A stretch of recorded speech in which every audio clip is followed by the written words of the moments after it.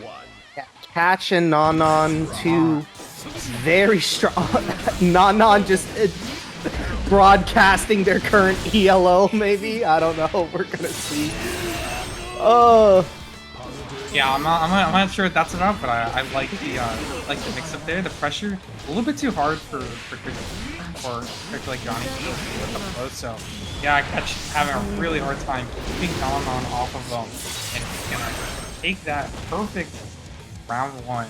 Nanan looking great momentum wise, even taking that first. So okay, good first one. Get the first hit of the round, the game. Catch, and now this pressure. Go on the other side. How does Giovanna deal with it? Good jump in. Nanan gets the go ahead above the rest. And this full hard knockdown as well with the super. Yeah, it's going to be interesting to see what's the post-super situation look like. Oh, wow. Just and the burst bait as well, although not confirming. Yeah, it looked like the first 2K there was supposed to be a burst bait, but I mean these situations are just working out so well for them. And yes, that is a cross up. Tries to go for the instant overhead. Virus Heat putting Catch at a pretty good range, but a little bit too afraid at 6 speed. So Nanan is gonna aggress it, get that round win and game win. Man, very rarely do you see like Giovanna gameplay this.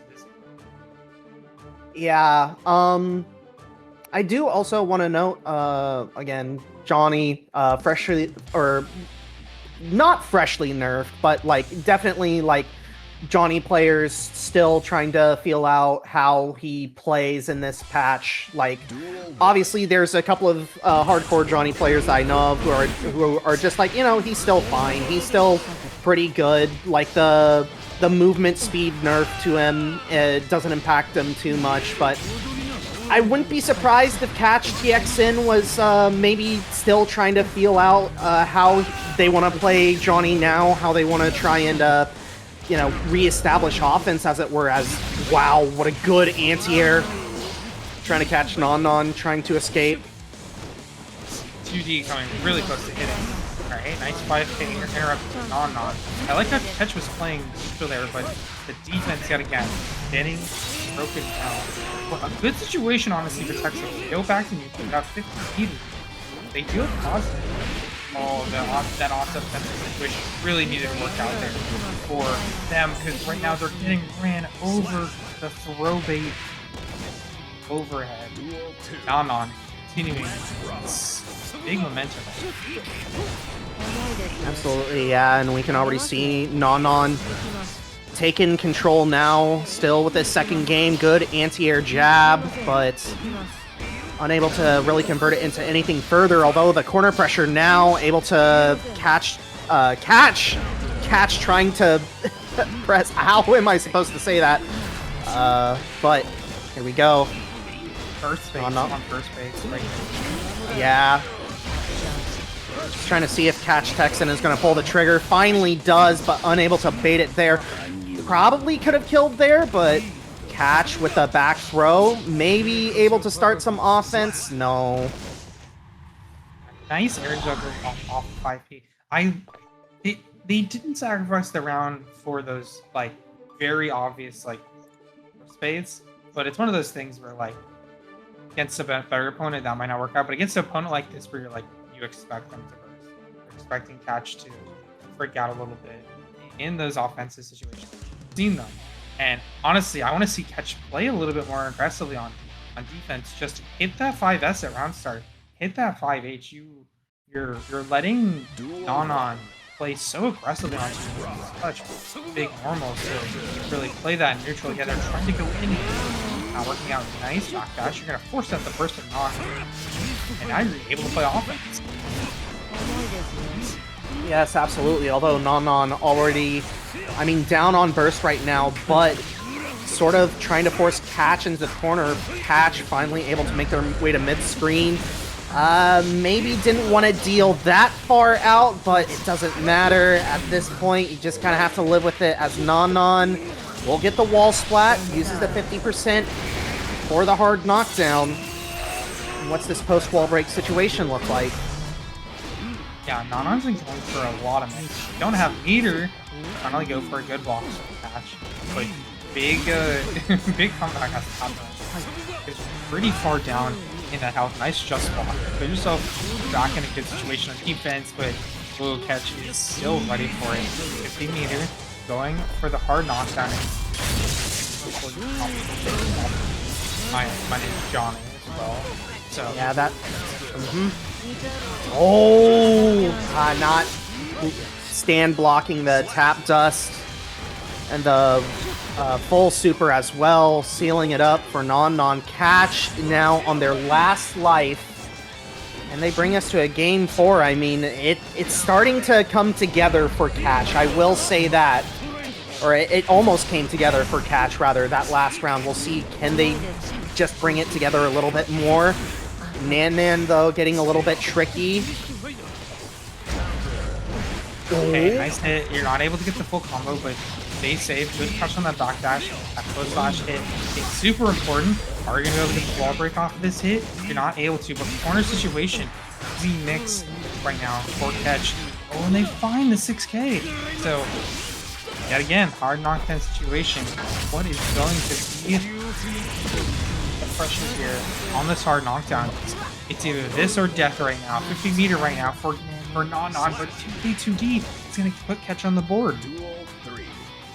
Catch, again, it seems to finally be coming together for Catch. I mean, you're ahead on the burst now. Non just needs one round, though, in order to start off this ladder on the right foot, but big 2D counter hit, catches again, and now Catch stuck in the corner. Oh, I don't know. This is looking a little dicey for Catch. Yeah, big damage. You're in guts. You are a healthy gutser, but oh no, no full combo. They had the meter there too. First to go for the mix, just good blocks, but yet again plus 10 in their face, but falling to Non nonetheless. That's gonna be a 3-0 for Non on the Baiken. Yeah, the Lakey Baiken I am familiar with. Taki, though, is a new face to me.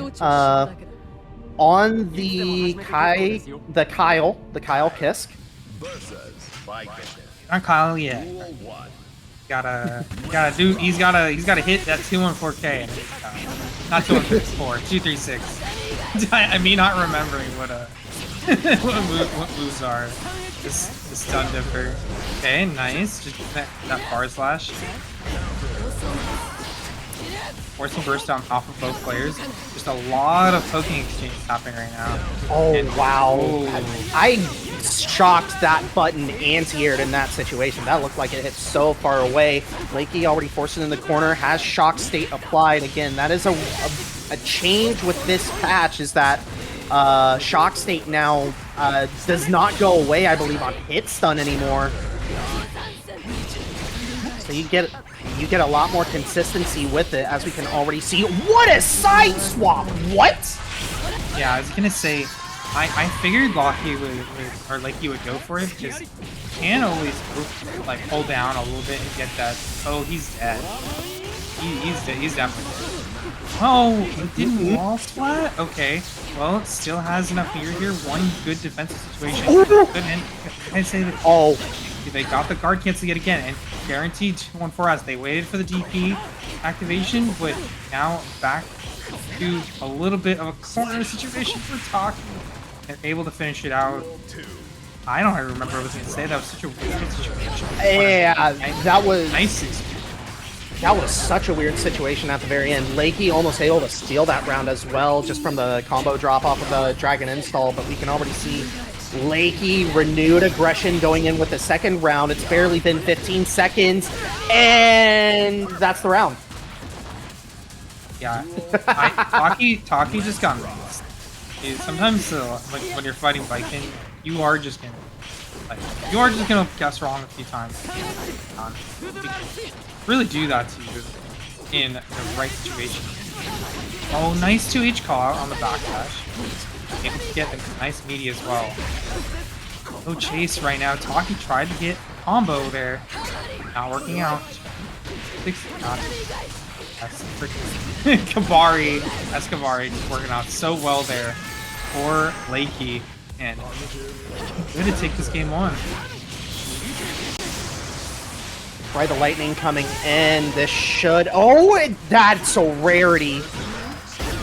It didn't wall break.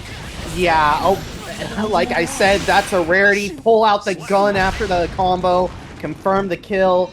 Lakey just scratching and clawing for those 2 rounds after nearly stealing the first one. Yeah, I felt like I was really like commentator cursing Lakey in that last round, but because like as soon as I stopped talking, immediate like situation immediately turned around. Still ended up taking the game. Taki though, they looked strong in that first round, so we should be able to see more of that here. And I feel like, you know, we were talking about character matchups. This is a character where I feel like most people think that they are extremely strong. It was a good call out on this round start 60, but the lack of conversion there will unfortunately cost like so much. Yeah, it's a big lead for Taki, but anything can change right now. Has the Escobar rope on them right now. Uses the parry for the frame kill. Ooh. Okay, this time for sure we're going through the wall, right? Yeah, okay. Lakey. Oh! Does this actually catch? No! Taki! Stuck out the leg, was still in recovery. A little bit too late for the meteor. That usually would work, but a little bit too late for the safe jab. Used 100 meter there. And unfortunately, it's looking like it's about to go to waste. Because Lakey on this last situation, and it was same side of overhead. It looked like it was going to be a cross-up. It's such a weird visual mix-up. Baiken's just so good at those kinds of things. Yeah, Taki might... Oh. Oh, I'm not even sure how that... what that DP even caught, but Lakey already losing a lot of health because of it. I'm starting to see maybe Taki hasn't really explored this patch all that much. I mean, using 100 meter for Ride the Lightning into RC certainly just might be a muscle memory issue, but Taki. You mean for the PRC? Yeah, so it was a universal change with this patch, but basically any super that you could cancel the startup frames for into PRC, now all the tension is used on the first frame.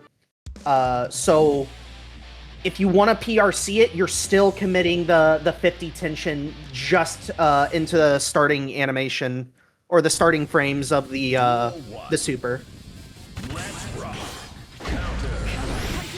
But again, that, lead right now.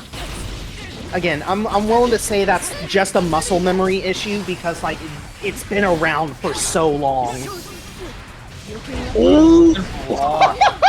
Optimal combo as well. So able to get so much damage. Look at that.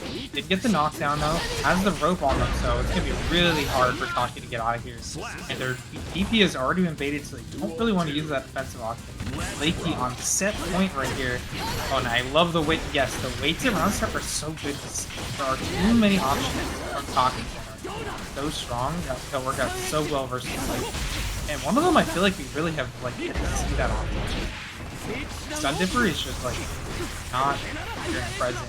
And I think Lakey, like all of these jumps are just theirs for the anti-airing right now. And last situation here, possibly in the corner, but doesn't have enough meter to finish it, so we're just gonna get that Escobar on there.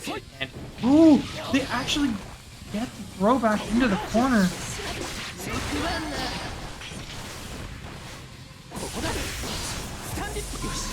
Fireball finds its mark. But Taki stuck in the corner now. Okay, making their way out. Lakey. Oh, that's a big hit for Taki. No burst available for Lakey, though. Shock state. Oh, it's so close. It's so close. No burst on either side. Pushigoh for reset. Yeah, and that's gonna be it. Lakey take it 3-0 over Taki in a pretty intense match, but never really losing full control of the match. Able to always make it back if they are down. Their signature Axel and a Dizzy. Yeah, I feel like Deafheaven, like if you've ever played in Celestial, like back in the day, you'll know who Deafheaven is. Definitely a known quantity Axel player. Looking for that top 8 this weekend, but we go on the Disney, the newly buffed. I'm really afraid of this character because she has a lot of big active stuff. Right into the super, gets that wall break and a hard knockdown. And when you're this far behind and you're Axel, yeah, it's pretty hard to come back. No more wings of light for you, Pushigoh, but still big hills to climb. Looking actually pretty good though for Deafheaven. I mean, they're just able to supplant their pressure so well. Good navigation around the lava dart there, and life bars are now even. Oh, but the reversal super! Showing it super early here. I think that is a great intro round though for Deafheaven. But anyway, I mean, you take that if you're Pushigoh because you worked so hard for it. You have burst back as well, but immediately gonna use it to get Axel off of you. I'm not sure we're going to be super happy about that. It's like, look at this situation was looking so good for them, but Deafheaven similarly wants to get out of there. So, all right, just 2K2D, Deafheaven stuck in this corner. Wings of Light now just popping. That's gonna, and yeah, Deafheaven gives up the burst. They don't want to see their health bar melt away. Pushigoh though, still in a little tricky situation here. Oh, wait. Good backdash, gets us the wall. Wow. Deafheaven scratching and clawing for that round. By the skin of their teeth, they save their game 1. And still, I would say it was looking good for Pushigoh, but first engagement, able to get that hard knockdown. And the damage here is just really good for Deafheaven. And look at this, they stagger there is just so good at mid-range. Pushigoh wants to push in here, maybe challenge some of Deafheaven's normals, but it is pretty hard, especially when you're playing a character that has a bit of slower zoning, but this is a good start for them. They haven't evened things up right now, but the pressure is on. 100 meter to work with on Pushigoh's side, finds a good hit, there's the narwhal, uses the ice spike and the ice barrier, goes for a really interesting setup. Are you dead here? No, just barely not! Deafheaven though, can try and make this comeback. How are they alive? Oh my god. But I don't know, make the best of the situation. They're gonna be able to get the wall break, and is this gonna be it? No, they're not. No wall splat either. Oh my god. This is gonna be an interesting fight. Deafheaven just pulls it out. Oh my lord. This is going to be very interesting if this continues like this. Yeah, and as you said, Queen Dizzy freshly buffed. Axel also got a couple of changes as well. Mostly standardization by the looks of things. He's a character that definitely, once he loses out this match, I would say he's just, he's not necessarily that different from last season. And especially like in his matchup.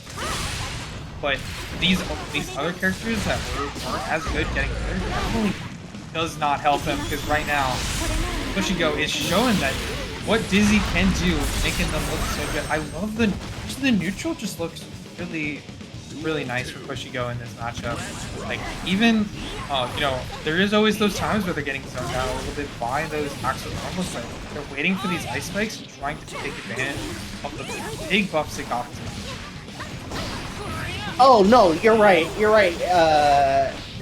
How do I say this name? You're right. Yeah, Axel did get some pretty good changes. I'm apologize for that.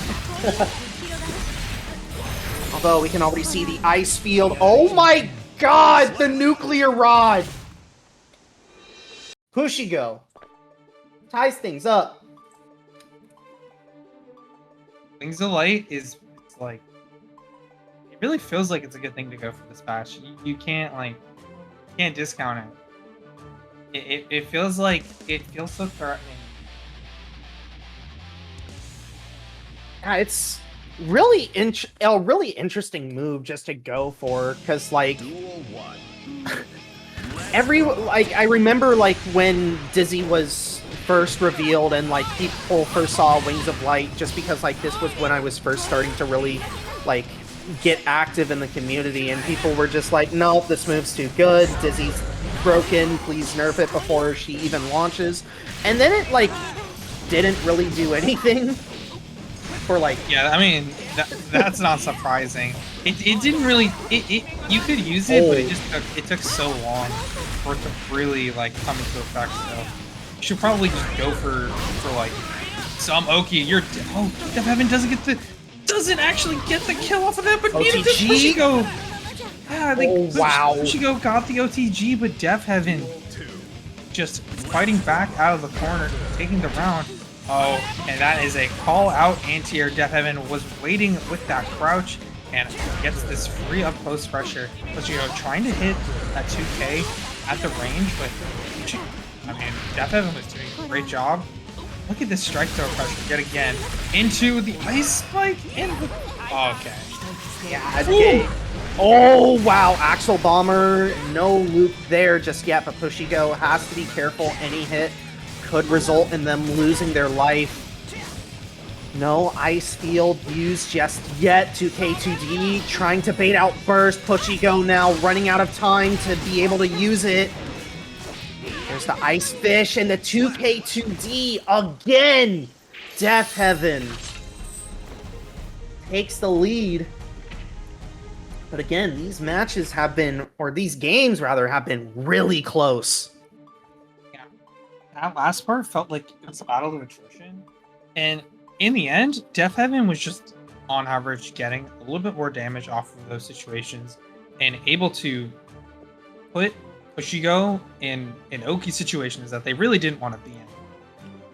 So good stuff to Deafheaven, but there's still one to go. Pushigoh still has a chance, and we'll see if they're going to be able to take advantage of it right here, because it's now or never. And if you want to show what your Dizzy can do, I think they tried to 6-speed through that, but yeah, Axel does not care all the time about 6-speed. Big normals. Okay, nice knockdown. The Axel does not care about your 6P. Wings of Light already being... Ooh! The RC. I mean, sometimes he does, though. That's the thing, is like sometimes his normals will randomly get 6P. And you're like, oh, that works like that? Yeah, it does. Oh, wow.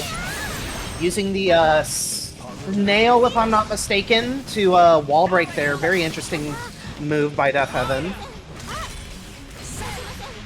Or no, that's not nice snail. I think that's... We're gonna...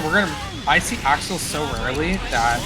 Oh, wow. I forget the move names. Ooh, and that's gonna be the kill. Wait, it's not gonna be the kill. What?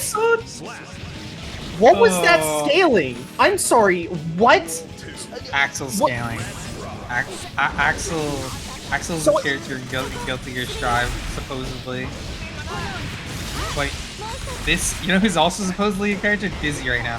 How would that look like a very messed up strike throw situation? But Pushigoh isn't able to take full advantage. I think they're finally able to get another interaction and a free throw in the corner just based off of.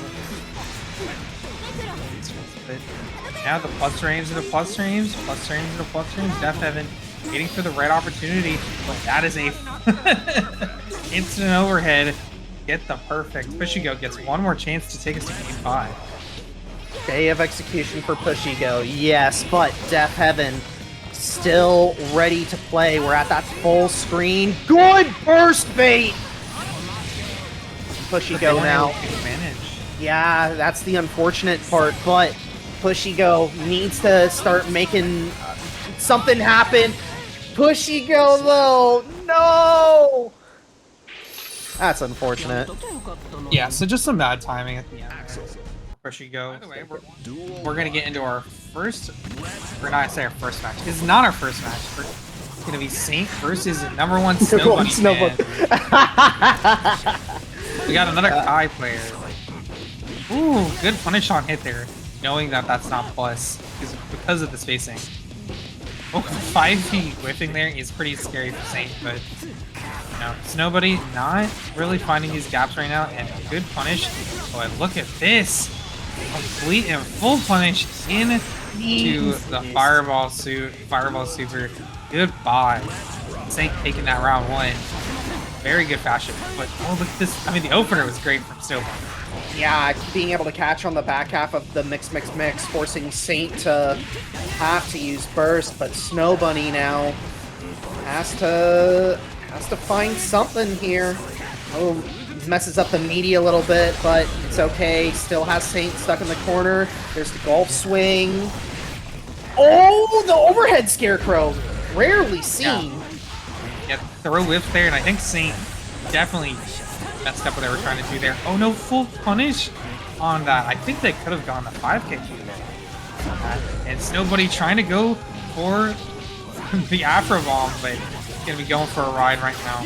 Not close enough for the full combo. Good recognition from Saint. They try to get the overhead there, but actually Snowbunny's a little too tiny in that crouching animation, but good catch from Saint with that 2K. Will get them that first game.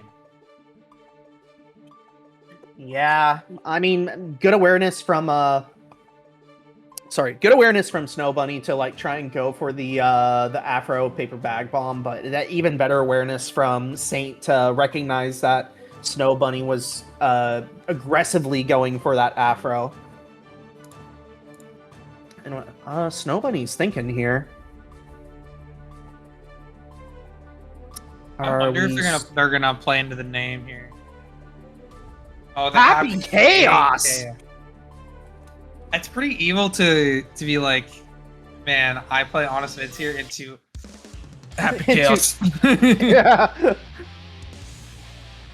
Well, you gotta fight fire with fire, and this is definitely the kind of character that that's been eating well this patch. Both these characters just absolutely love the changes. So yeah, the wire C change in particular, like Happy Chaos is just absolutely feasting on rather. I say Happy Chaos is happy with the changes. He's happy with his lack of changes. Is how no, I definitely. Well, the 2S nerf is definitely like it's something, but honestly, I don't really think that move's been broken. Like yeah, of course it was really good, but it's not like what people thought it was back in like season 1 or 2. Like right now, J2K is just a menace button. And right now, Snowbunny fan trying to get this round back. Good pickup with the 5K, and you get the guaranteed focus ball. But oh, the far slash is gonna take the round. Good stun dipper from Saint. I feel like I've seen Saint do that stun dipper a lot more often than last Ico that we got. But you know, talk about the devil in it. You should see it. J2K makes an appearance. Yeah, the toe tap doing its job. Although Snowbunny puts themselves in the corner. Snowbunny gets up. Oh, a gold burst. Interesting. Now maybe able to start the vortex. Accidentally clips the deflect shield, so I think Saint doesn't quite have the routing. No, doesn't even go for the hard knockdown. Instead, just goes for a reset. Reads the air-to-air perfectly. And Saint looking unstoppable. Yeah, you could see the uncomfortability. This is just one of these things with Chaos players where you rarely see people necessarily secondary him because of the amount of like effort and time you need to just feel comfortable playing with like a very weird kit in comparison to a lot of other Strive characters. But we'll see if Snowbunny will be able to take a game back here. This game 3. But Saint Saint looks good, and this is one of those things where you whip that 2S. I mean, Saint's there. He has the punish with that far side. Just Kai is just such a good character at getting those. Oh, okay, going for the illegal things. Yeah. We can already see their Saint trying to do their best to get back in. Snowbunny just backing away, readying the firearm. Oh, yeah. Got 3 bullets still left, but oh no, the reticle just starting to lag behind now. Saint just all over it, still has Snowbunny in the corner. You didn't get punished for that? Yeah. Snowbunny? No. I think Snowbunny, yeah, I think Snowbunny's just a little overwhelmed right now. I would say wires, like, that 6H button, kind of crazy button that they wire Z it, and then the wire Z is so interesting. Okay, gets the opening, but really needed to press that fire button a little bit quicker. That was a good hit with that JK, and you bait out the super. Bullet, not the super, you bait out the DP to get some bullets in. Have good resources here, but only to be able to fully convert, it just feels like Saint has been able to still keep control of these rounds. Okay. Just completely out of focus now. Yeah, and that 6P becoming a menace.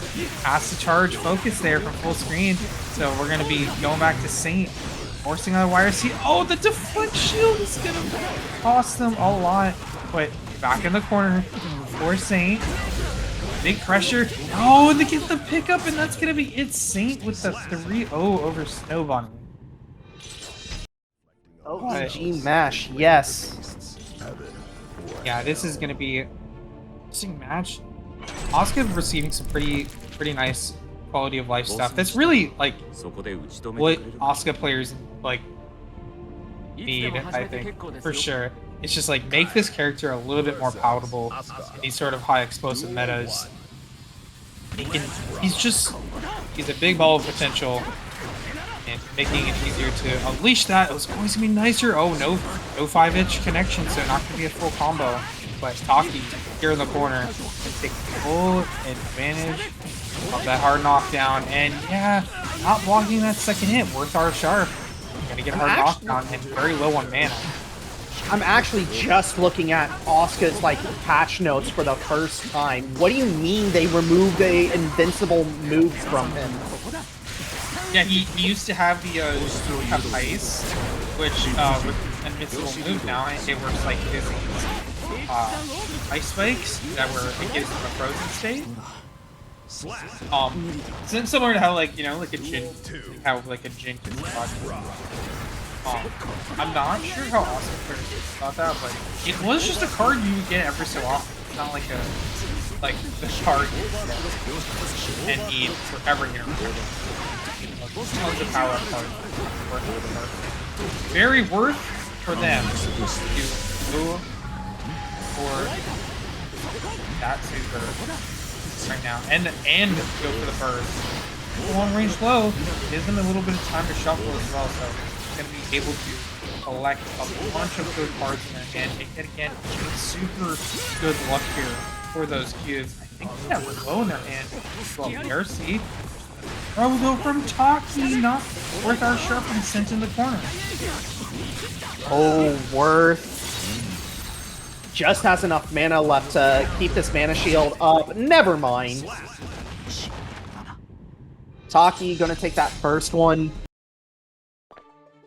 His DP had 14 frames startup? What? Yeah, I mean, it wasn't good, but... Yeah, it's like, I'm actually reading his like patch notes for the first time. So test case 2 had Howling Meteon reduced by 1 and added an Aquilian Metron. Recover Mana Instant had increased mana recovery. Low pass filter gravity adjusted blowback of magic affected by it and added a ground bounce, and delayed Howling Metron had a issue fix with it. Yeah, it's one of those things where like I said, quality of life really good. Make his stuff more. His stuff is much easier to deal with in a lot of situations, but he also can use a lot of stuff that he wants to do. So, setting up the staff right now with the gravity is going to be a big, Oh big my god. combo. Yeah. Look at that, 20. I think Yeah, that's Taki had to burst, otherwise, you know, you were just going to be done there. Worth, though, starting to run low on mana. I think you're dead here, bud. Oh, just barely not. But the mana is out. I'm not sure this game like started with the value until after. So Worth survived for helping him.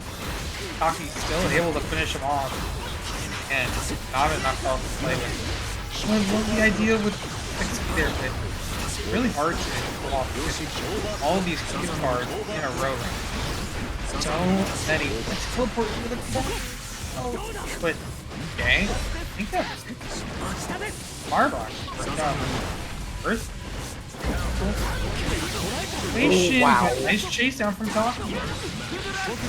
Definitely, yeah. Worth gives up the burst as soon as they get it. Oh, that's a big counter hit, but using a spell. Not sure what spell they used. But here we go. We got the increased gravity cubes.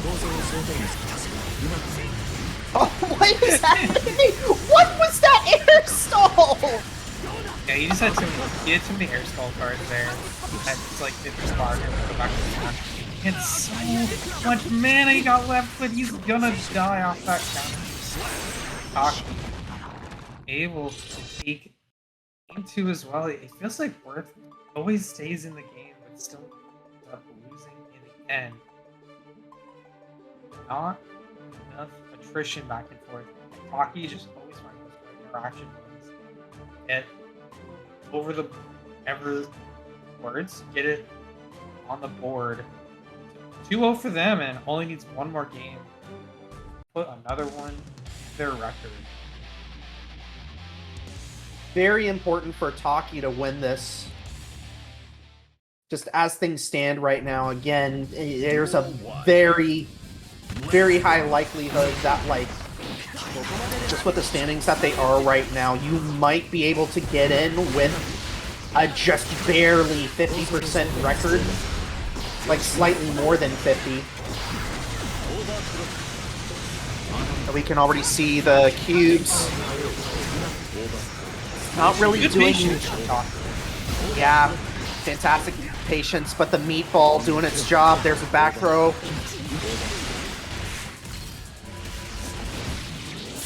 Yeah, there's the ice. Sorry, I didn't mean to interrupt you. He can do that? Really? I guess he can. Asuka can wall slump you with ice and then just be like, I'm gonna shuffle and then I'll get the wall break angle. That to me is so crazy. He has another ice card in his hand there. Oh, get rid of it in order to just continue the zoning, but ooh, there's so much dominance here. Did those cubes eat Taki's burst? Is that what I saw? Like, I'm not sure what the heck just happened, but Worth is suddenly pulling things, or been turning things around. Here it comes. This is the big combo. Doesn't able to get the full conversion. Only the 2P mash in the corner. And Taki with 50 meter in the situation. You have to be super aware that that can always happen to you. Not enough meter to get a hard knockdown. But a reset from Taki will take the round back. That's when he caught. Just when he thought Worth are sharp, gonna put a game on the board. Taki putting themselves on set point. Yeah, we got our Pushigoh, though, in the spellbook from Worth. There we go. Nice overhead. And now Worth just trying to operate in that sweet spot that they want to be in. Has to give up first. Taki, though, is very close to dying. I don't think this will kill, even with... Yeah, definitely not, but... Oh my... What an autocorrect! Yeah, and look at this. This Oki will also be super good. wall breaks. He doesn't have 50 meter either, so this neutral interaction is just so not good for Taki, but they found a way in. Where the Sharp was putting a cube up front, and he had 50 meters of PRC. So now just for your match life right now. No mana will save you in the situation. 50 meters. See, nice 2K2D burst online right now. Oh! That was so smart. That was so smart. So what Taki was trying to do there is like they were trying to blue burst there, so that way they can get a knockdown and make sure that Worth wasted that big spell card, but Worth our sharp backdash and forced it to be a gold burst, so it won't go full screen at that point. And good stuff to them. Yeah, that was kind of. We'll admit though, I feel like that was kind of a sell there. You don't have to play so risky in that situation to get the win, and letting Worth our sharp get back in the game is definitely key. Duel 1. If they can come back. Let's rock. I mean, yeah, Taki's been so strong all match though, and yeah, I will agree that last round definitely kind of a sell coming out. But Worth our Sharp finally starting to get a game plan established. We'll see, can Taki adapt? Oh, Worth our Sharp not reacting to the tap dust at all. This is not a good hand for Worth. No more cubes left. Has to spend some time to get some more spells. He has no spells and he has no mana. If you get hit, it's over. Like yeah, just like that. Goodbye. Like, you can't afford to do anything else. Play for at least a little bit more meters to get your spells back against the knockdown. Put the staff. I think this is the speed staff, yeah. Super fast pressure. Immediately into the dark hole. Actually, into the dark. Oh my god. Oh my god, so yeah. So much pressure. Oh, getting caught by the God Cube. What a teleport. Yeah. Like, I don't know if they react. Yeah. Finish your food. That's the second DP that we've seen today not go punished, or at least not punished heavily enough. Same spells in the next round, so like you gotta finish this round. That way you can oh my god, that was so dangerous. Get this so strong, but look at this weird gravity situation with the staff, making things so weird, and that's gonna be it. Game 5 situation for Worth our Sharp. Very well done from Worth our Sharp, yeah, and also big shout outs to getting the double arpeggio near the beginning of that round as well. Definitely a factor in Worth our Sharp closing that one out so quickly. Sometimes you gotta block against this character. I'm gonna say it. Yeah. Like, if you wait long enough, and then you can start pressing your P buttons to get rid of Qs, especially if you know how to do, like, especially if you're experienced. Like, it help you out so much. That 2S finally coming out. So round start super good for Taki situation right now from Worth our Sharp. Not looking good. Doesn't block that final hit. So Worth our Sharp in a bad situation after the wall break. Yeah, Meatball doesn't find its mark either, and now Worth our Sharp looking at a post wall break situations. Probably just gonna save this burst at this point. Yeah. Perfect call out for Taki, and now Taki on match point again. Very important for Taki to try and take this. I will say that like Worth our Sharp has been their biggest magic. Like they've done their biggest magic thing while they've been down around. Like look at this. This round is just the Asuka run. Oh, the repel staff. Oh my god! How can you predict where these? Oh, and replace with the magnet staff. Okay, Taki's fighting back, And if you get one last interaction here and actually make the spell, like mana, could be in trouble. Here's see, no meter right now for Worth Our Sharp. But wait! Uses the auto bookmark by accident. No, this might be it! Just barely not, although no mana to work with. Worth. Just the chance. We're going to game 5 last round with both players with similar resources. I thought for sure that Worth was dead there. I thought for sure Worth was just dead. Oh, just the walk up 6B right now. And then catch them jumping, making them stay in the corner here. No full hit. Nice 2D coming out from Worth Our Sharp, puts out just a far slash. And the burst to make it no mana. Okay. Able to get a little bit mana back. Has the auto regen. We've got a leveling spell somewhere in there, but we're using the Primordial Cube. And now we have a repel staff available as well. This is fantastic situation for Worth. Gonna let Taki off just so that way we can get a little bit more use out of that staff. But here we go. God Cube slowly closing in. The Arpeggio finds its mark.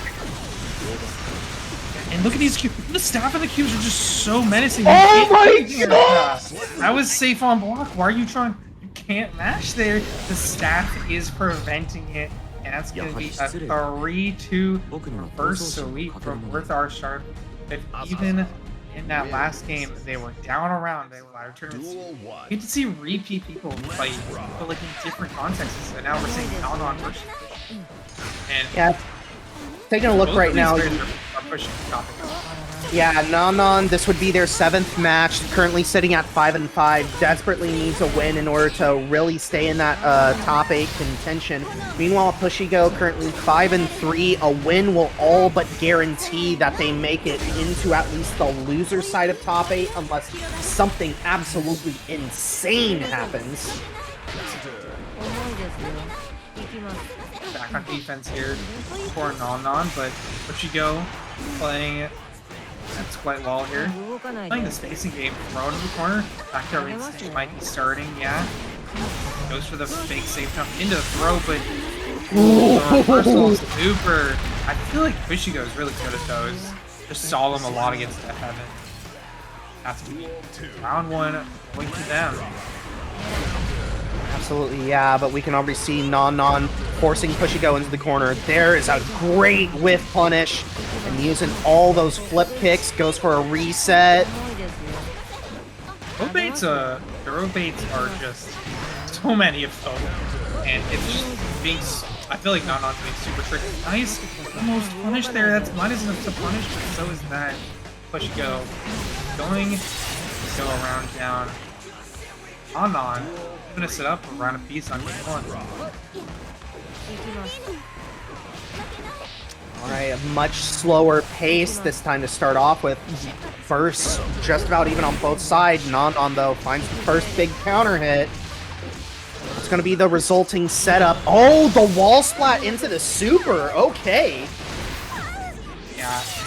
It doesn't go for the higher damage super, but you're just going to take the hard knockdown regardless. But good use of RC into the Wings of Light on that knockdown. I like how that setup worked from Pushigoh. Not much Nanon can do about that except burst. Now Pushigoh is forced to burst themselves. Both players on this last round. Lots of plus frames, no FD. Where's the FD? Tough to tell, but there's a back throw, air throw incident. Alright, we're trying to drop the nuclear rod. Wings of Light gets dissipated, though, from the YRC. That is a big counter hit, but no follow-up. Yeah, that's a little bit hard to actually combo off of. Wait, you have to be careful, because getting counter hit by that move could mean that you take a lot of damage. Nanon, regardless, still able to find enough damage to finish off the game, put themselves on the board. Yeah. And just taking a look, everything. Just trying to make sure that everything is all good. Oh, it is getting tight up at the top. Again, this match, major implications for a potential top 8. Ooh, the narwhal. It's a different follow-up. Oh, there we go. Wings of Light finally popping. And Nan just melting away. Now you want to block it out of the situation, and you really feel like there's nothing else. Non going down around, not able to find their way out. Good stuff from Pushigoh. Even there, Pushigoh escaped in the corner. Nice 60. Oh. You want to be able to react to all of those. You want to let you just get it for free. And speaking of that, letting you get away with anything that you even get the Wings of Light activation, you have lots of meter on deck as well. You get this activation. Ooh, but the nice air slow is actually going to save the situation for Nanan. That game was not looking very winnable. And even the Wind Punish, you see the Nanan for the full blow. Hates the burst, and this should be. Oh, I know, just because. Yeah. The Ice Form might have messed with that a little bit, which is why Nanan wasn't able to immediately get the kill, but it doesn't matter. Nanan's still able to find it regardless. And now Pushigoh off to a much better start this time as we head to the final round of the second game. Already full screen, trying to reestablish the Ice Floor. Yes, does. Now plus frames. Oh, whips it. Yeah, I say not plus enough on that to actually get a conversion. Like, and that's gonna be with the OTG 6H and Pushigoh puts themselves on the board. This is going to be a long set.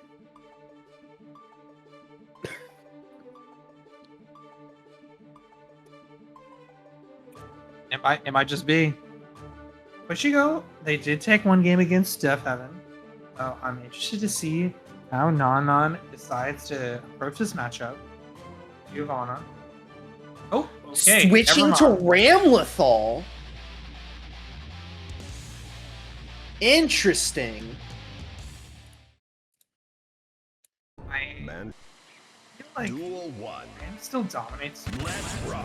What if the neutral in this matchup? Because Sada right there, big normals are such a menace. You can still, like, put here so well. Nice here. Trying to get a nice. Can activate Wings of Light just yet. Like, happen up here, but. Ooh! This is for free off of that situation.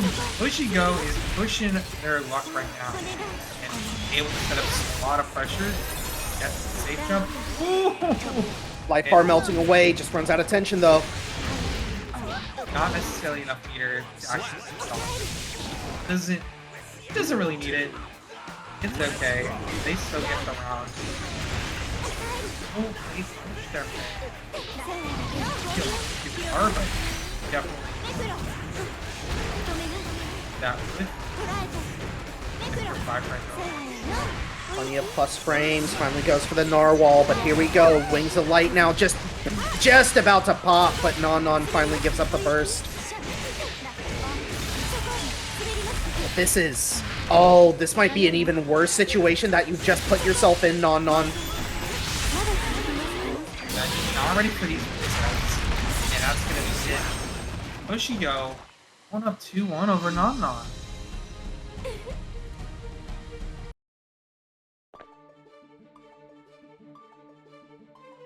I don't know. I think that Giovanna looked a little bit better than the Ramlethal. I'll be real.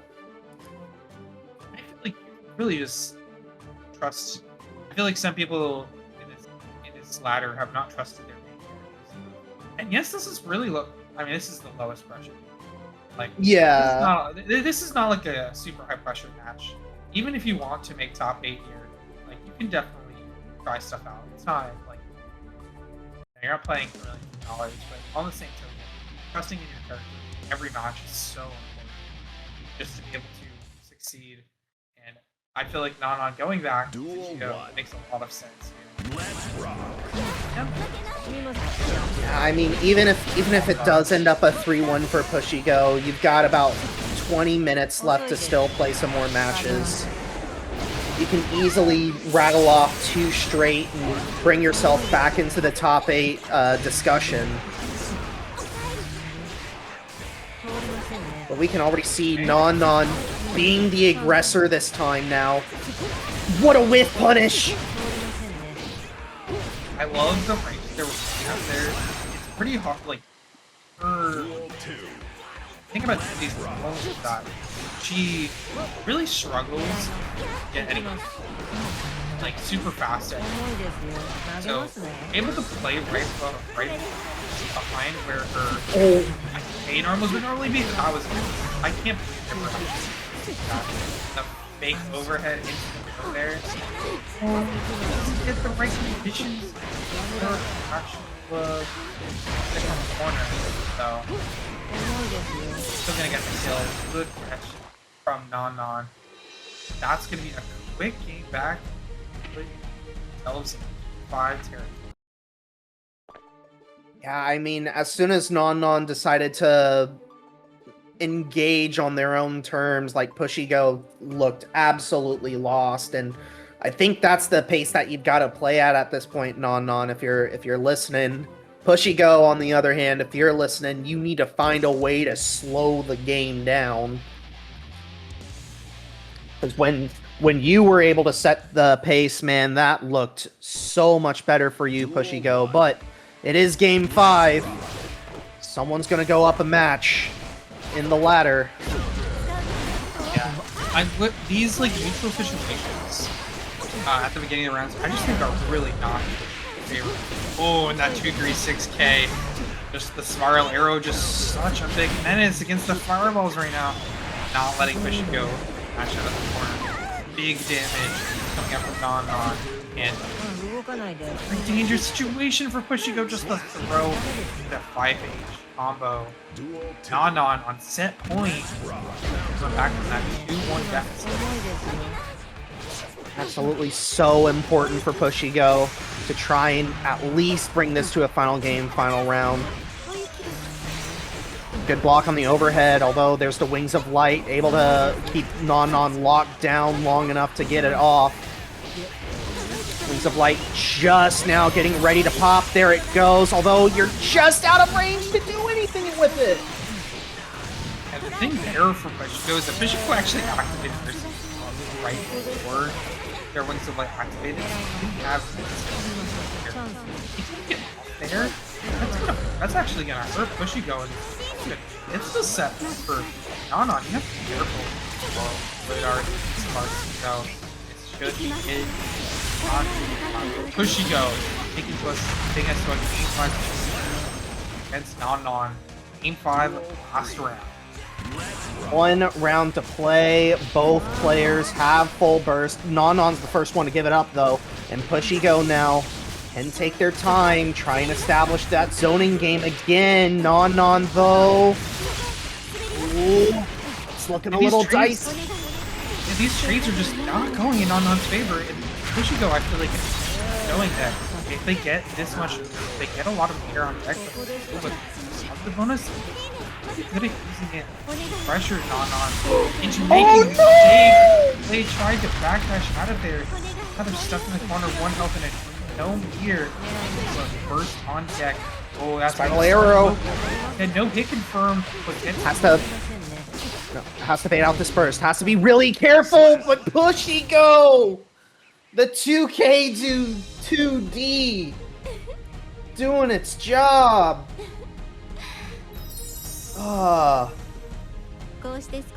Yeah, that's a wrong one.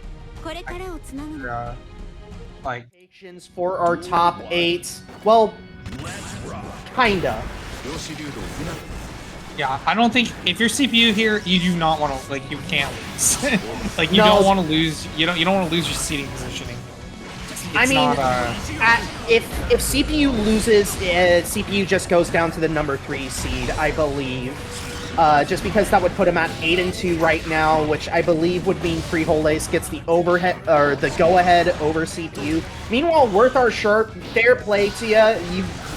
Worth Our Sharp, this is their 10th game tonight, so I want to see some a lot of hype for Worthar Sharp for making this game happen as, oh my god. Oh, he reset him there too at the end. A lot of people don't. I don't think people understand how the ice mechanics work either, necessarily, because that's definitely a newer mechanic since Dizzy has been added to the game.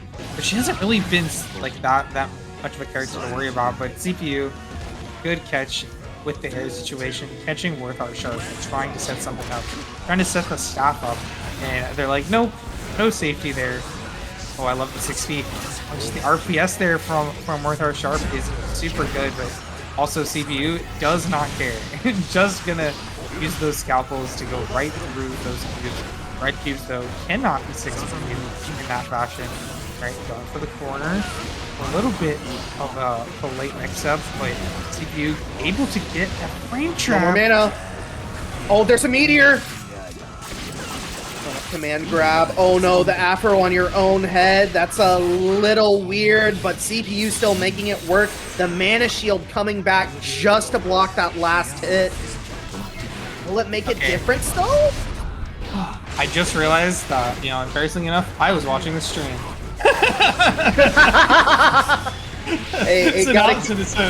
It only happened for 1.5 rounds, but CPU able to finish this off with some meteor item supers, and I promise you guys, I won't do that again. Hey, keeping an eye on chat. I see what you're doing. Yeah, I think Worth has definitely been showing what they can do, but CPU playing a little bit passively. Like I think they're playing their matchup really well, and they're waiting for the right opportunities to get in on Worthar Sharp. But I think Worth is still putting up a pretty decent fight. So I want to see what kind of adaptation they have going into game 2. But love the round start to 2P. Just always a great option at round start. Forcing CPU to use that burst at round start is definitely pretty valuable. Third ton, wait, Worth not blocking low, and now has to hold all this mix. Oh, gets clipped by the hammer, still has to hold all this mix. Oh, he exploded, oh no, Worthar Sharp. But okay, CPU is immediately out, just finding some great space, and then hitting him at long range. Good round from that. Definitely, yeah. Again, Worthar Sharp just playing for the glory at this point for CPU. I had to double check. This is a match with #1 seed on the line for CPU. Oh, just dive kicks through the green cubes. No full punish. Like went for the close slash there, and I don't know if they were kind of late there, but definitely a little bit late on that full connection of that combo. CPU in an awkward position, not necessarily death yet, but just really good for Worthar Sharp, who are able to get back to neutral and put yourself in a great position. But they didn't have any cubes for that round start, so they had to backdash. Ah, getting caught by the fishing line, though. Not dead yet. CPU, though, does find the kill. Cancels the low into the Wild Assault. And CPU, #1 seed, is within grasp. And to do it with, do it without dropping a game here, even better for their differential as well. So looking to put themselves on the board with a 3-0. Worthar Sharp, yet again, like I said, he's not out of it. Definitely been able to show some good stuff. So, and we know that they can. They did it earlier on stream. Right, gets the 2 backdashes, gets the full screen, gets a full hand just with the redraw card, and that full setup from Worthar Sharp. CPU, though, giving up first and want to see what else Worth was going to do with all the cards that he had. Worth, oh, the repel staff. That's not really where you want your cubes to go, my guy. Yeah, and look at these items. You did return that, and unfortunately, the items just way too good. And can't really touch it. Oh! I think that's the first time I've ever seen that button anti-air. No mana here as well, so cannot get hit. And of course, as I say, that worked out sharp. 5 feet into the bomb. He's gonna put them onto the final life here in Open Ladder. This last match, they don't want to drop it. Right now, CPU wants it more.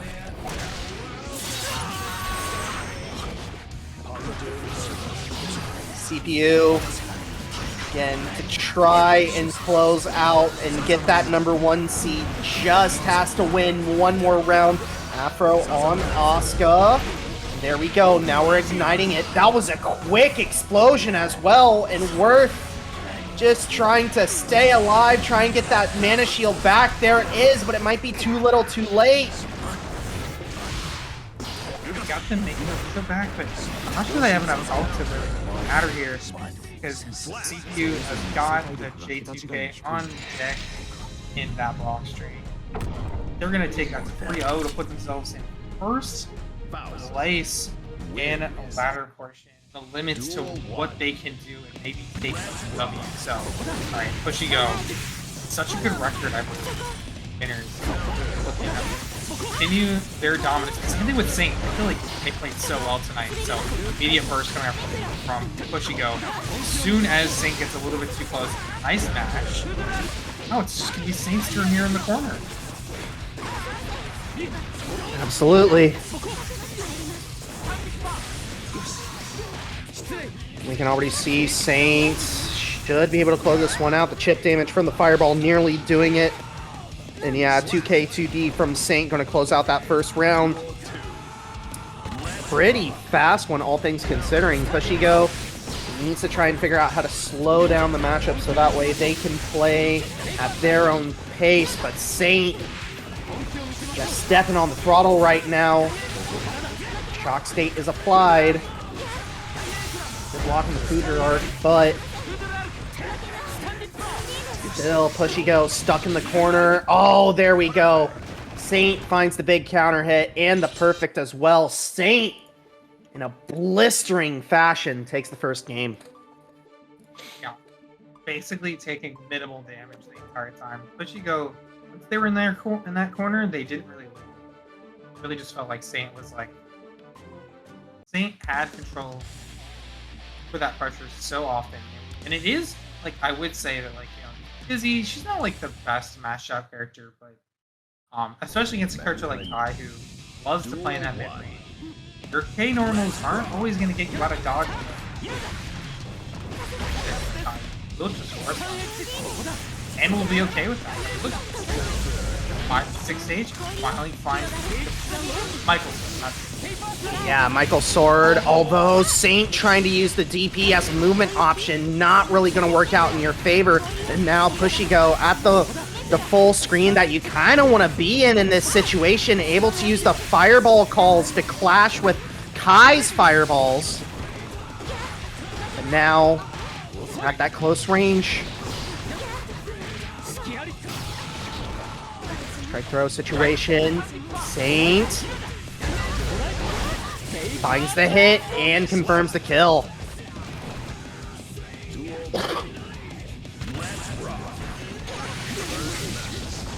Oh, the force slash just started out, like, trying to put out their own... Noticing that Saint's, like, the Saint's not really pressing for pressure. They're trying to aggress forward and maybe get some...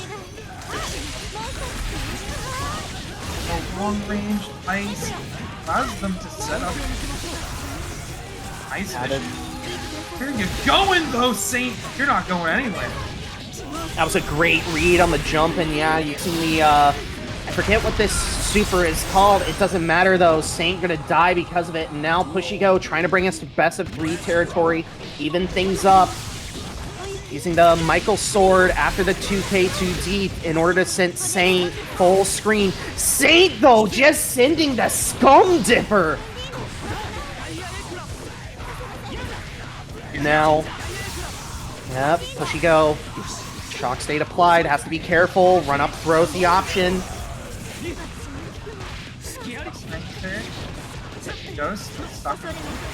Good. No! That was definitely an accidental input. There's no way that there wasn't. Ooh. Maybe they tried to RC there, but either way, it's gonna cost Pushigoh. Gold burst, unpunished, but still in the corner in that situation. Saint takes a 2-0 lead over Pushigoh. Yeah, that looked a lot better for Pushigoh, though. Able to start figuring out the sort of game plan that you need in order to counter Saint's just unending aggression there. And Saint definitely looked a little bit weaker, having to figure out how to get in. But now it's time, Pushigoh. You got to start pulling it together. It's do or die.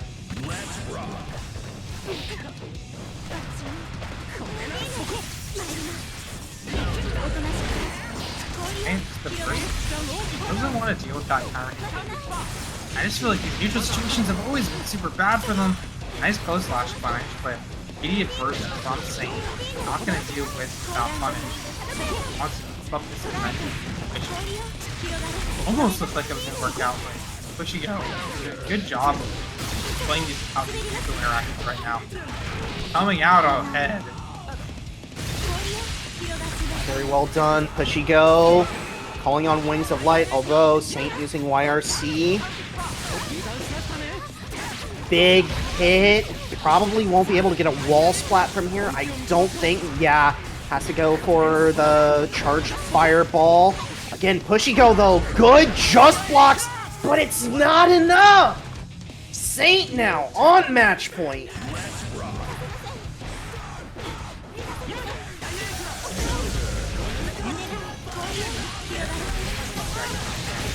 Ran up, Saint just like goes right back.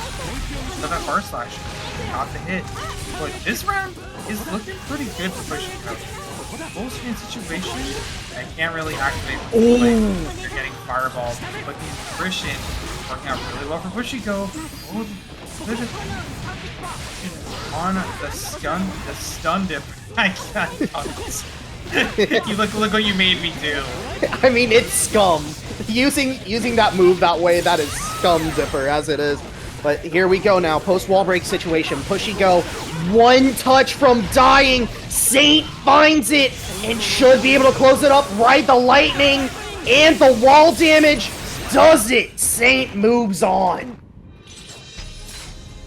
Really good run from Pushigoh today, though. Can get the last white monster in the fridge. 国を背負う覚悟がありますか家族を守るためならば Kai versus Kai. Okay, getting into the match. Got purple and pink Kai. Big Kyren starting out for Kyren. I haven't seen Kyren on it. Yeah, so this is the first time that we've seen Kyren tonight. Yeah. X5P. Look at this. Look at this full combo connection. Knows the right route to make that work. Absolutely, yeah, but we can already see now. Kyren, oh my god, just mashing the JP as it were. But right, the lightning drops! Yeah, at the end there, tried to make it look like a exert combo, but I don't think. But they're so good at the just watch. You can't end watch. It's Kyren guy. This is only round one, and already doing it twice. Like, ooh, you're showing Taki that they do not try to use Dire Cloud against him. Dire Cloud will just get just blocked. Maybe 2S. Kyren gives up first. Taki using a Wild Assault and actually getting a nice reward off of it. Sacred Edge doing its job. Getting that next positive bonus. I may not even need another one. Another Sacred Edge. Yeah, we're going to the final round right away. Duel 3. Let's rock.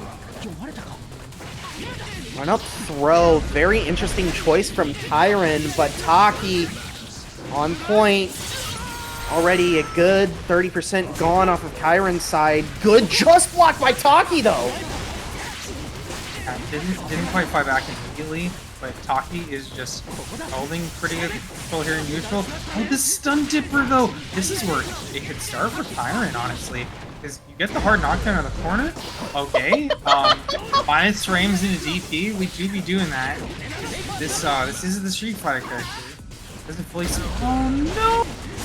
Oh And, yeah, I that's think you're not 100 dead. meter to work with. Almost assuredly, this will be the beginning of the end. Kyren though does have 50 meter to work with.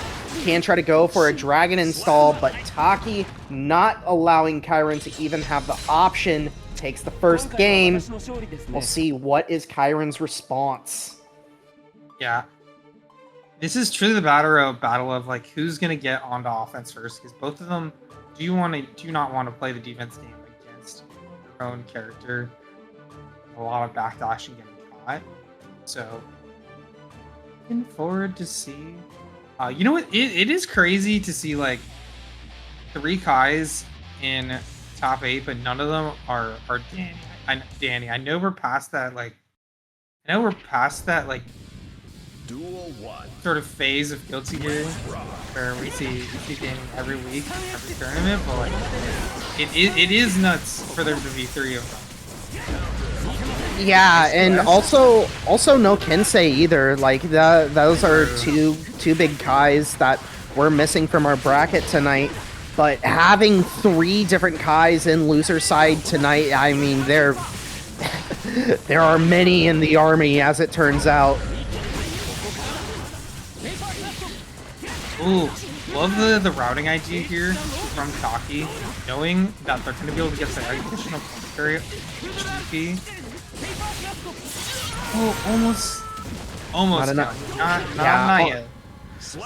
Trade goes the way of Taki. Duel 2. And again, first round in the books. Taki can take a 2-0 lead right here. Kyren. I mean, I see Kyren talking in the chat, talking about how they got to speed run their dinner. They might be trying to take bites while actively playing, maybe in between the wall breaks, but gotta focus, my man. Ooh, it's a cross up, but oh, that really was really close enough to get. Okay. Yeah, that was an interesting situation. Taki fights back nonetheless. So Oh. it's gonna be a force dragon install from Kyren. Ooh, okay, burst is out. Taki a lot of meter, but in a bad situation to get the dragon install Kai. Oh, not dead yet, but almost got it. Just didn't link properly. Well, speaking of not linking properly, and this backdash is gonna get caught by Ride the Lightning, and that's gonna be. So round 3, Taki not able to take it to a 2-0 right now. Kyren fighting back. Again, Kyren not going quietly into the night. All importantly, though, Taki ahead on the burst economy to start this round. Kyren, good just block, just no follow-up. A little bit too afraid to go for that match. If they had even recognized it. But, oh, this is a good pickup for Kyren. Another dragon install, and this one's actually gonna... No, it doesn't juggle! Yeah, it doesn't wall break in that situation, which is actually super bad for Kyren. Wait, this is back to neutral. It's a good place for a dragon install Kai. ERC to maybe get a combo there, but it's the first, and that's gonna be it, Kyren. Second time's the charm on the dragon install. We're into first to 3 territory. Absolutely. First to 2, I mean. We're Best already of in first 3. to 3. Yeah, we're in best of 3 territory now. Both players having taken a game. And again, yeah, no. I love winning a set with Elite Dragon install, says Kyren.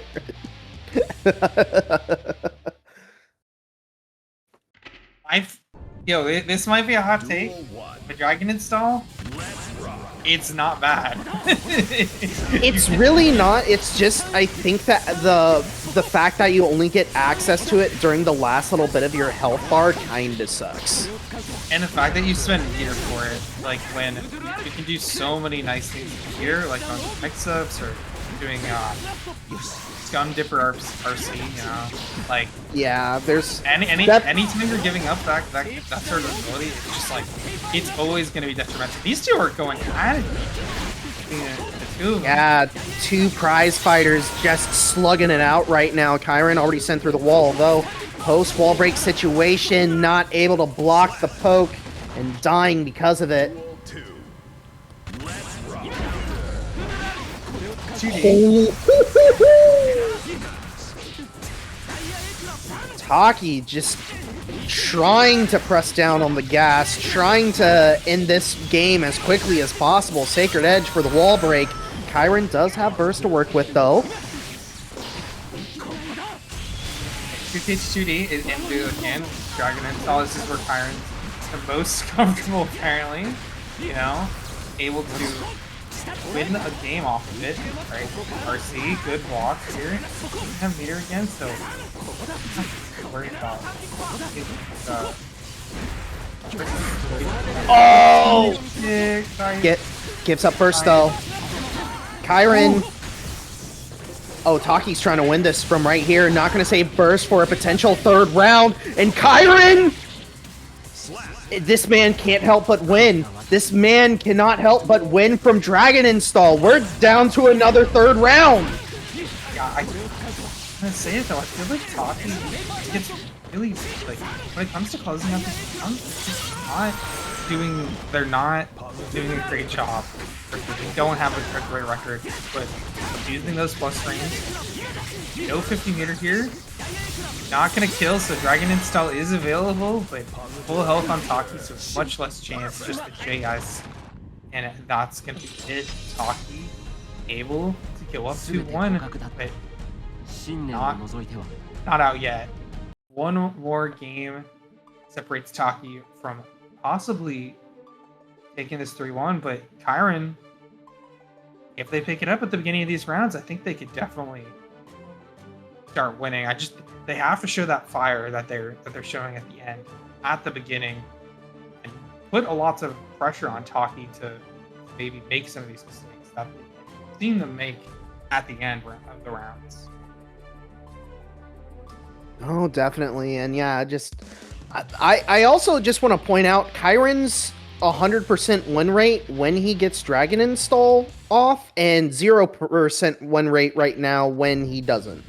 Duel 1. So I think the direction is pretty clear. Kyren needs to drop below 20%, get off Dragon Install, and then he can win. Based statistic, right? Yeah. Based statistic, right? Just Dragon Install.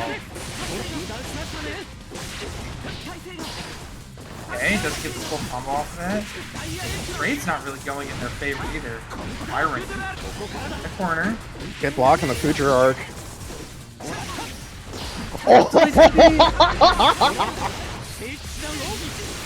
Taki needs to get the wall break, but doesn't get it! This is gonna go south real quick for Taki. There's the wall splat. The stun, or the DP, just not enough. Just the JS. Both of them had Kai Brain and tried to JS the other. Do some errors, but right now Kyren is coming out on top. And yes, and I was about to mention is that I feel like they should use some Wild Assault, even though it was nerfed. They want to be able to get this meter up for any situation. And look, because like even though we're on defense, now you have enough meter to actually go for these big money punishes. Oh, he burst super hard there, and now Taki is the one that wants it here. Really gonna spend 50 though. Stay safe after that stun demo. Yeah, Kyren no burst to work with at this point. Taki finds a big counter hit, ride the lightning, go through the wall, and get a Oki setup right now. It's just run up K, but good DP. Kyren tap dust. Taki, you gotta give up burst eventually though. Doesn't Taki is keeping it right now, and Kyren is forced to be in a bad position in this round. 5P anti-air beating the burst, and it's going to be Taki baiting it and not going to give it up. We're going to the last round here, and Taki is on set point. Kyren still needs this one. Go to game 5. It's not looking good. Kyren finally gives up burst. Taki only spending 50% on the Wild Assault. And I mean, Kyren, at this point, you need to start just going for the kill. Taki has been very cagey with a burst. Good anti-air. Yeah, goes for the side. But he got stuck in the corner. Oh, Oh my god. Kyren is actually killing himself trying to bait out the burst. I hate to say it. no! Oh my god! What a block! He gets the reflect, and he gets the just block as well. That gives enough time to go for the DP, but the bar slash ended Taki with the 3-1 victory. I mean, you could say we're in purgatory. Who knows? Well, I just think, you know, wherever you go online, you're either gonna get a gold Whis, you're gonna get a Potemkin. It's just sort of inevitable. Good punish from Frijoles. I love the guy. Kind of cornered himself. If they're willing to spend the armor there to try and beat back. What did you flick? I'm sorry, Eskifto. What? You can do that? I'm learning a whole bunch of new stuff today. What? Okay, so what of Faust can you flick and what can you not? He's dead. He's dead. Oh yeah, no, 100% dead. Cause like I think I saw Eskifto flick a scalpel hit, maybe? No, I saw him flick mini Faust. Yeah, I definitely saw the mini Faust flick. Flick is just so. It's kind of crazy that they blow up. Oh, he's looking good with the afro. He gets popped up in the air. Flick again to sort of get out of the position. Good punish from Frijoles. Get full corner carry and actually still guarantee the corner when he really pushed out on the side. Good block off, but Asuka's still gonna fall to it. 1 health and energy. But 50 meter to their name, so anything can happen. It's a big counter. So. What a backdash on the Kara Potbuster. Yeah, a little brave, honestly. Yeah, and we're already down to last round of our first game, pocketing the trumpet. Okay, just immediately burns it. Are you in a position to grab it? You actually are. Here comes the Faustlings. There's another mini Faust. Go, my son. Why does it work like that? I don't know. I didn't know it worked. It's like a child. Why can you flick the child? The child turns into this. It's so crazy.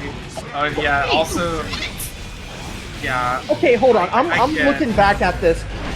You can flick the Stampede. No, I didn't know that either. It must be such a rare matchup. Don't see that often. Eskifto matchup knowledge is very important there. I'm surprised they didn't just try to pop us in. But okay, Frijoles right now on the offensive, right, trying to make Eskifto get that burst out. Immediately do. Frijoles has a burst of their own, but 50 meter Eskifto means that yeah, you can't really go anywhere. Immediate burst. That's gonna be dead off that 50 meter. So, oh, in the corner. Flicks paper bag. Oh! Frijoles clutches it out a little bit. Make sure that Eskifto can't make that comeback. The round. I don't know if Eskifto is just like styling to style tonight, or if this is like the actual game plan that you have to implement against Faust. Like, I don't know if like Eskifto is just like, oh yeah, check this out. To me, it's just insane. Because like, again, I just remember that move was just not helpful originally. So it's just the insane go up, and he did it right in his face. He doesn't care. Because the flick is so fast. Like, they keep buffing it. You know, they nerf him every patch, and then they're just like, oh, let's buff flick anyway. Because like theoretically, like mini Faust is actually a really good item in this matchup because you should be able to just like run up on him. But if you don't like go behind it and or prevent them from flicking, it's just like so bad. Eskifto, a really solid first round though. Just able to find the mix-up. Okay, round start. What is it? That's not heat knuckle. It's Heat tackle. Yeah, he tackled him. Yeah. Lots of Flicking the respect paper for those, bag yeah. bomb. Dude, Gifto is nuts tonight. Risk slowly getting cranked up on Frijoles' side. Just now able to maybe get a little bit of breathing room, but the banana doesn't do anything. All right, Scarecrow though. Oh no! You're dead. Yeah, I'm sorry, you are hella dead. Dude, why'd he die though? Why'd he die though? Esgifto always does this kind of stuff though. I just watch them and people explode. Playing Again, against Faust makes you play goofier than him. I wish y'all could just see my face right now. I am losing my goddamn mind. First two games, though, getting split. So now we're in best of 3 territory yet again. All these matches have been... Hammer, a little bit too far to... I like the range that they're throwing them. It's right outside of the range. Oh, okay. Yeah, but the mini Faust can't really change the range on that one as soon as it leaves the ground. Why does it work like this? I don't know.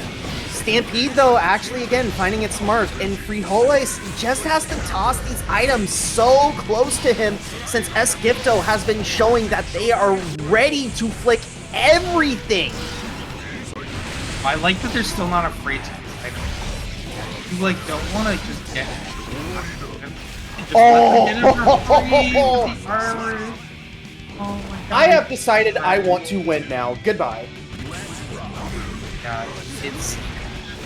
What a move, no? What Esgifto, my god, the dude is playing out of his mind tonight. Frijoles needs to start some offense and needs to start it quick. Good block on the tap dust. RCs to continue pressure though, and the flick! The key move of tonight! And also a Potemkin Buster just for the Rubbins. Esgifto. My god. Like, what is there to say at this point? I mean, everything that's been said about Potemkin has been basically said before. I love the abuse of armor as well in this matchup. It's not just for God, it's just so good, but it's also just. Oh, we're off to the soul, I guess, from Frijoles. Matchup. I don't think this is like even. Duel Gonna be, 1. I don't even know how much better this matchup is. These two have the ability to walk back. Big counter hit starter, so immediately go for that burst. So, a lot of time, you can already tell with the level. Like, they have actually spent lots of time getting this. Ready?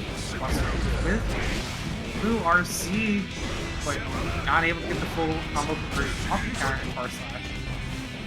A little bit of a disadvantage for Frijoles, even with the big health effect. Like, they're not necessarily getting the full kill here, so giving Esgifto a little bit of a chance.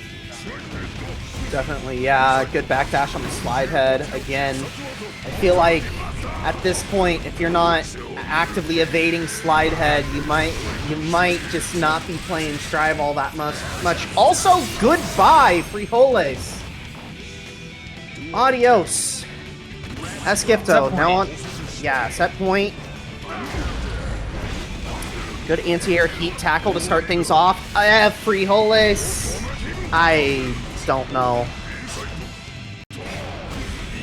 Yeah, and you can see Esgifto is just perfectly waiting out there. They're just trying to round it.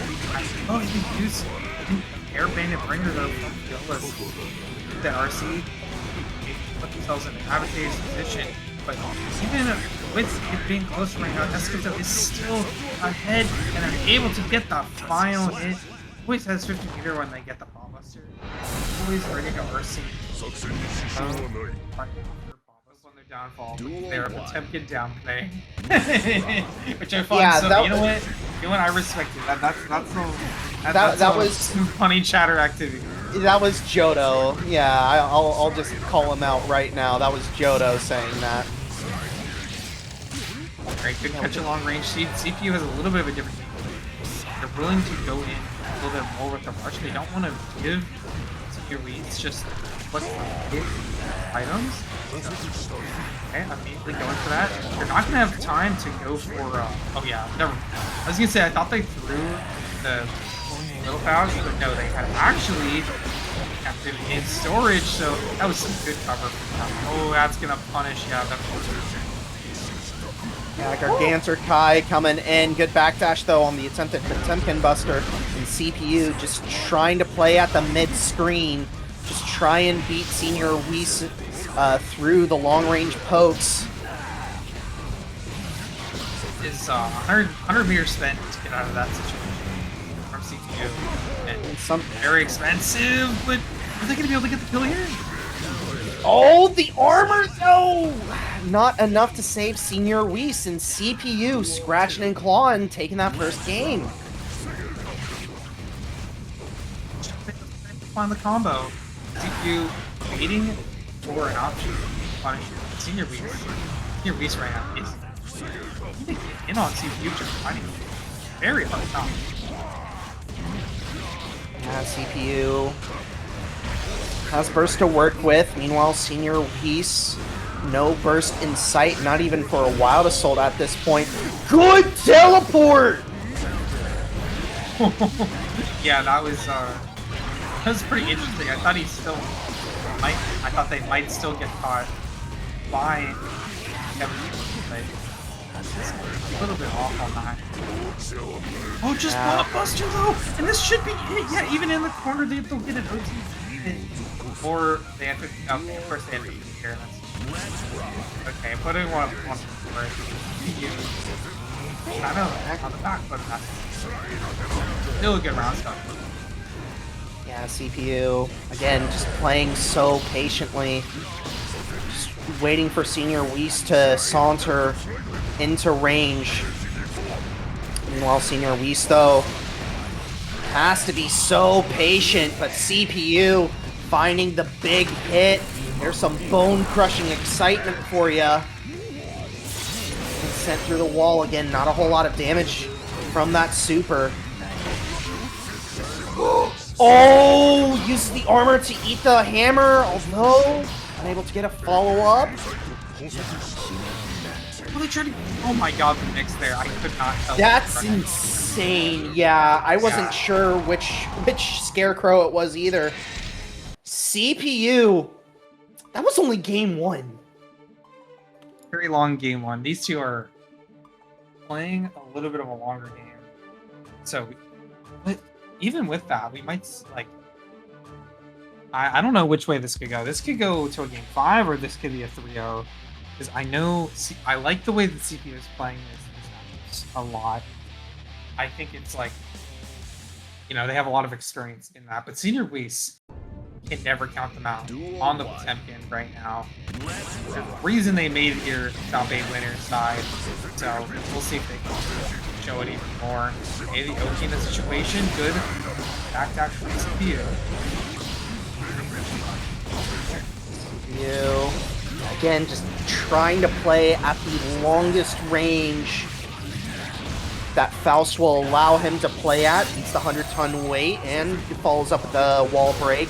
Senor Whis needs to land a pot buster soon. Good block on bone crushing excitement, although still has the 100-meter to work with.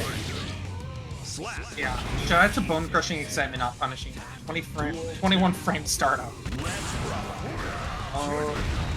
I think someone on Twitter was talking about like making it more in line with it's still allowed to see one meter, but Senor Whis making a meter gonna get some with that. Oh no! Not getting involved with. That was very unfortunate, and now CPU might be able to take advantage. No burst in sight for Senor Whis. And has the hammer in pocket. Oh, what was that? This is getting I'm so confused as to what is happening. CPU goes for the wall break. Senor Whis has one touch left! Not enough health left to really make that work. CPU puts 2 on the board. And all of a sudden, Senor Whis now staring down the barrel of having to go to losers.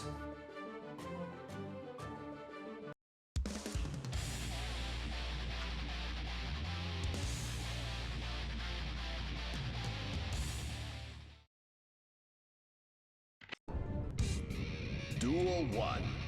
We're gonna see Senor Whis already off to a better start than they have been. Whis, oh, you're able to get the heat tackle, and then the blue wall is up in the corner. Big starter, but the up right now doesn't even be able to do this positive bonus. Anti from CPU, not out of it yet. Not trying out of the front. Oh, the moves are just such a menace. No full combo though. Couldn't fully take advantage of it. 100 meter, but looks like CPU is really okay with just going back to neutral. Oh, what? What? CPU gives up burst extremely late though. Senor Whis also gives up burst. It's anyone's guess. Goes overhead for the 3rd time in a row. Duel 2. Let's rock. I think they're just mind breaking. I'm at a loss for words because honestly, Senor Whis read the 2nd overhead perfectly, so I thought that CPU wasn't going to go for another overhead. The fact that he did, absolutely insane, and now CPU, a massive advantage. They kept them. They didn't break the walls. They kept them in the. Oh, okay. Expertly played. Expertly. I don't know. CPU with sort of a offense masterclass in this matchup. Faust. Keeping them in the corner and not also breaking a little bit. If Frijoles and Senor Whis win, then yeah, it will be another Potemkin versus Faust matchup. I mean, who knows? You might have just given away the script. We'll find out here in just a moment. Yeah, well, not if saying has anything to do with it. They send the stun dipper into a full combo, not full combo, a full command grab punish. So, Frijoles getting this lead, and they're getting nice right now. Able to set up 2 command grabs in a row. Fuzzy overhead. Walk overhead or walk low, they say, and Frijoles putting that first round on the board. What do you mean he didn't? Why does it do low damage? I don't understand why Seekers don't have like equalized damage. That always fascinates. Put that rock away, man. Although Frijoles still able to get the first kill. There's the mini Faust though. Command grab, snip, snip, snip. Mini Faust coming in now, keeping Saint locked down. No, there's the Afro explosion. Saint wasn't ready for it, and bone crushing excitement as well.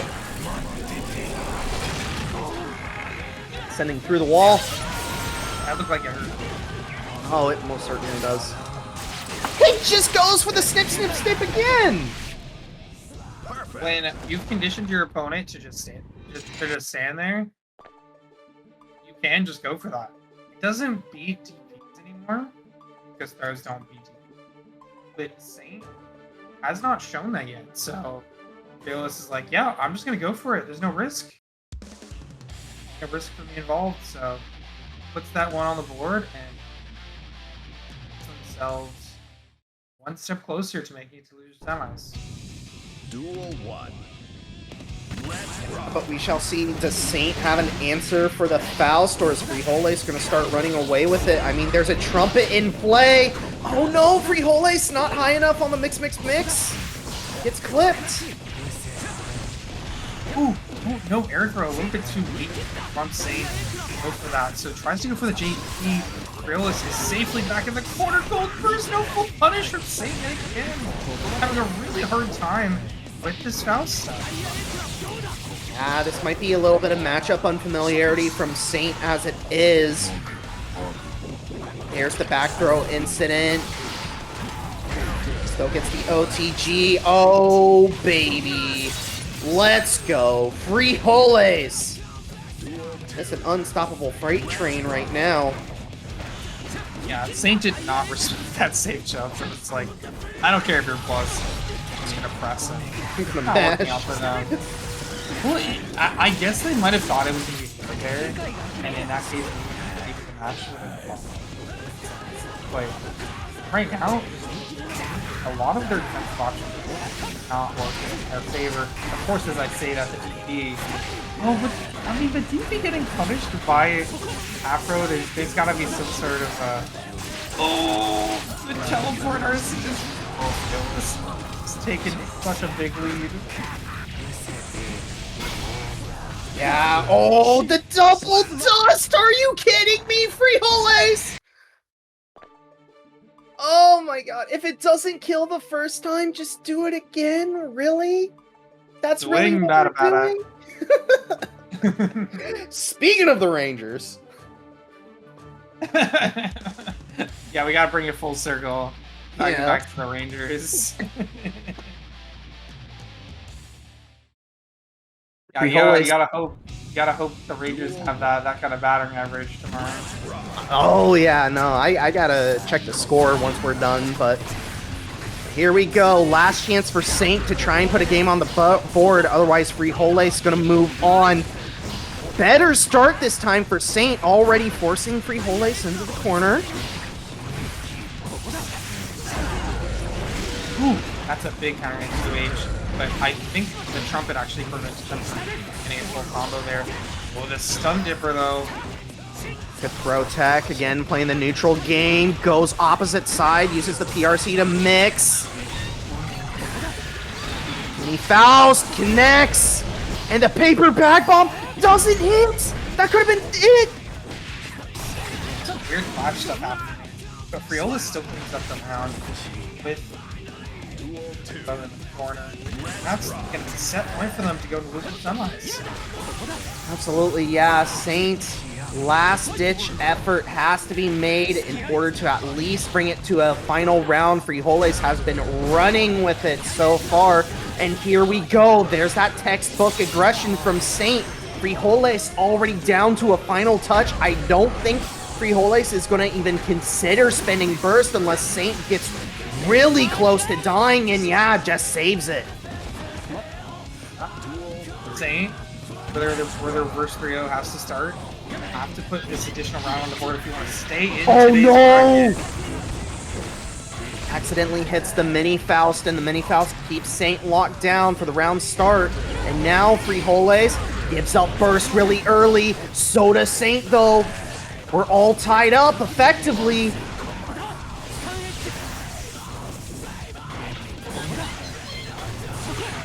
Faust purposely activates him. You're honestly stuck in the corner here if you're Saint. And it's good, but I didn't know that the trumpet didn't activate for Frijoles. I thought that was his for sure, but Saint is gonna save their life a little bit. Getting back the bomb. Where's the block? Teleport behind them. Good reaction from Saint. Saint though getting hit. There's the RC, and Frijoles with the mix. It's not enough to kill. There's a trumpet in play. Saint has it.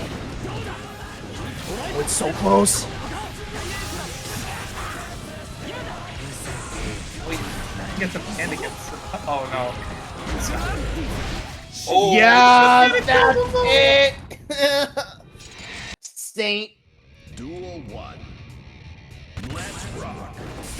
Off the Potemkin versus the Taki. Big 2D, long range 2D. Lock in here. 5D as well. Right now, Senor Whis. Great first round.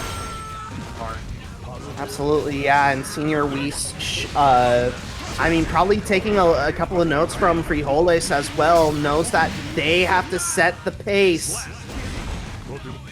And yeah, that was How was that not a perfect? Where did Senor Whis get hit? Someone show me. It was probably one of those.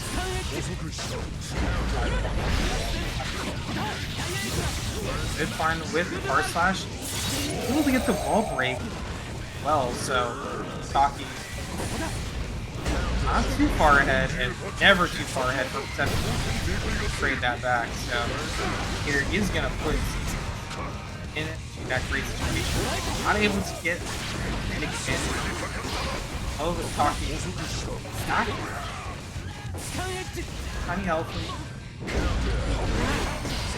Big counter hit. Taki forced to give up the burst, and now Senor Whis can take his time. Oh, but a good jump by Taki. Senor Whis has to eat pressure. Good block so far. Not blocking the overhead, though. Or rather, getting counter hit by the overhead. Another counter hit. Senor Whis. Senor Whis trying to play patiently there. But Taki able to get that bar slash. Next. Okay. Blocks. Has to spend here. Taki put the pressure 5 feet. And a lot of times in these situations, even great Potemkin with the RC doesn't even need to use the RC to keep themselves safe. Catching that backdash. Putting themselves in a winning position here in the corner. PRC hits the wall break as well, so meter online, as well as that damage. But we shall see. Burst on the table for both sides. Taki, yeah, good awareness. You weren't going to be able to use burst reactively, so instead uses it offensively. But Senor Whis reading the fireball, sends it back to sender, and takes the first round.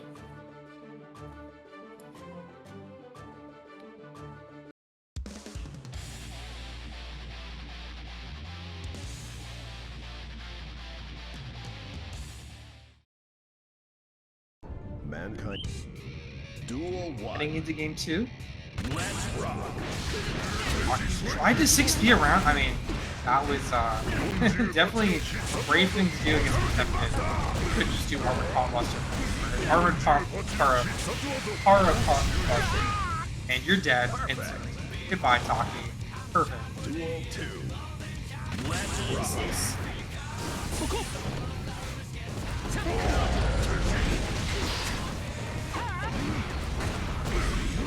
Alright, but here we are. Taki, first one to find a significant hit here. Already sending Senor Whis to the corner. Senor Whis does have burst to work with. Not using it just yet as a Sacred Edge does wall break. No block or no purchase on the stun dipper. Uses Gigantorkai. Actually gets a big hit here. Now Taki slowly getting walked into the corner. This is going to go corner to corner again. They're unable to get the wall break. Pressure in the corner is really good against Potemkin. You don't have to reset to wall break. You can usually force these situations that are in your favor, and Taki finds one with the high-low situation. And that's one round away from get up. But CGS, they only need one round away from going 0-2, from going 2-0 as well. So, super important match. Or super important round for momentum. Yeah, and you can already see Senor Whis trying to take the lead now. Oh, what a good crossover. Garuda impact, staggering again. Now, able to find purchase. Taki needs to take a risk and needs to take a risk soon. But Senor Whis closing it out. Up 2-0. Putting a very solid 2-0 in forward for themselves. Taki, it feels like they're so close in these situations, but closing out matches is just not going well for them. Duel 1. Might just be getting Potemkin versus Austin next round. But not if Taki has anything to say about it. Looking for that reverse to go. Tackle. Big hit, not blocking that on Whis. Probably tried to backdash. Oh, big damage. Senor Whis is not afraid to go for the burst there. Knows that they're a big character that can get the back. So, into 2K2D. Ball. Puts them on 7. Absolutely, and now Taki looking at one hell of a reverse sweep if they can manage to do it. Senor Whis, though, maybe selling there a little bit as the car of Hotbuster missed, and now Taki with a post-wall break situation and Oki to work with. Oh, fakes the overhead. That Some was tricks here. sick, yeah. And I mean, you've got to pull into the bag of tricks at this point if you're Taki. Time is ticking away for you to try and make this comeback. Senor Whis with another Gigantorkai juggle. And Here, so. Oh, yeah, they could just go for a mix-up. yeah, Whis with a 3-0 victory over Taki. Making it look nice for their scoreboard. so these two have already seen how each other has played. At least I hope if they watch the stream. What's the adaptations going to be? I mean, I see Eskipto already using the flick. Yet again, CPU It's just so though, good at zoning, but CPU is getting so aggressive. yeah, I mean, CPU again, just barely staying at arm's length. Oh! Kind of baits Eskipto and trying to go for a command grab there. Bone-crushing excitement going to result in a post-wall break situation. Yeah, and this mix-up situation could be anything, but CPU just going for that close slash to beat the backdash, and oh, RC and the side switch to get the guaranteed kill off the wall. CPU looking clean within that first game, that first round, I should say.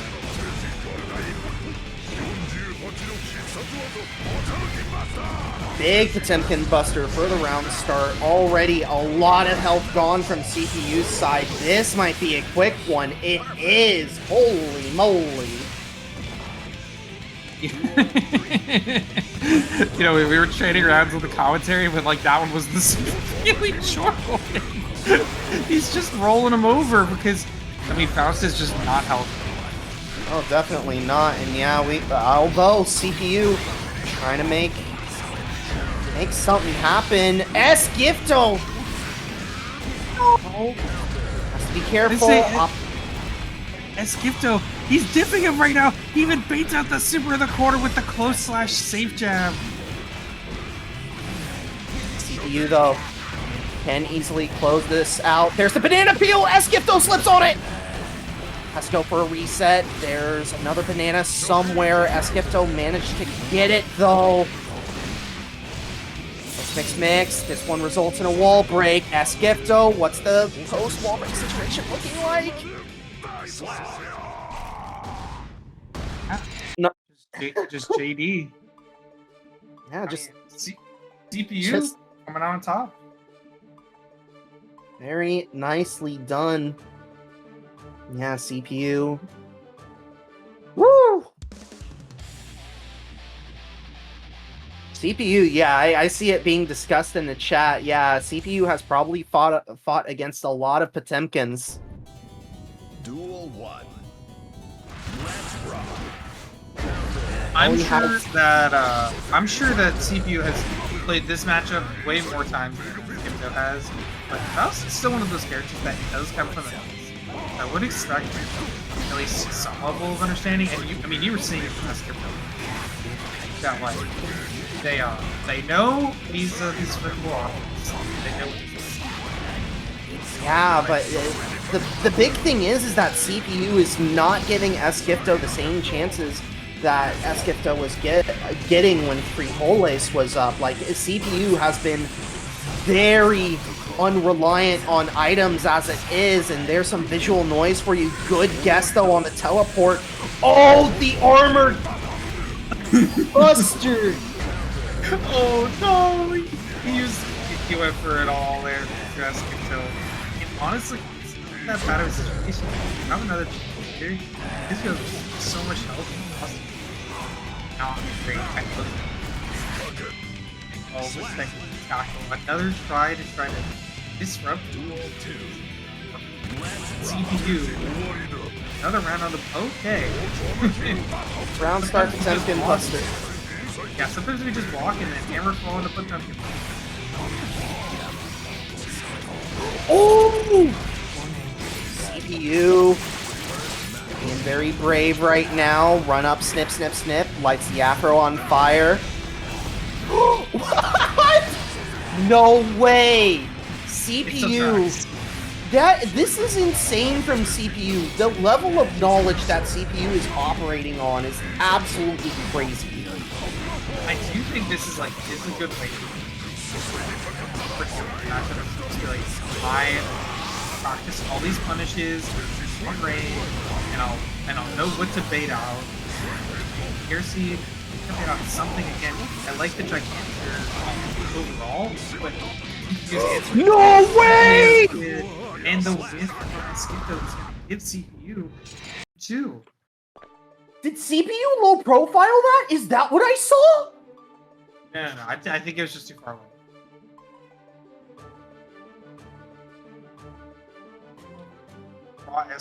S-Crow best move. Yeah, I mean, in this matchup, it seems pretty good, except, I mean, if he gets caught by Hammerfall, though, I'd have to assume that's pretty bad. Or if he decides to just randomly, Duel 1. Let's rock.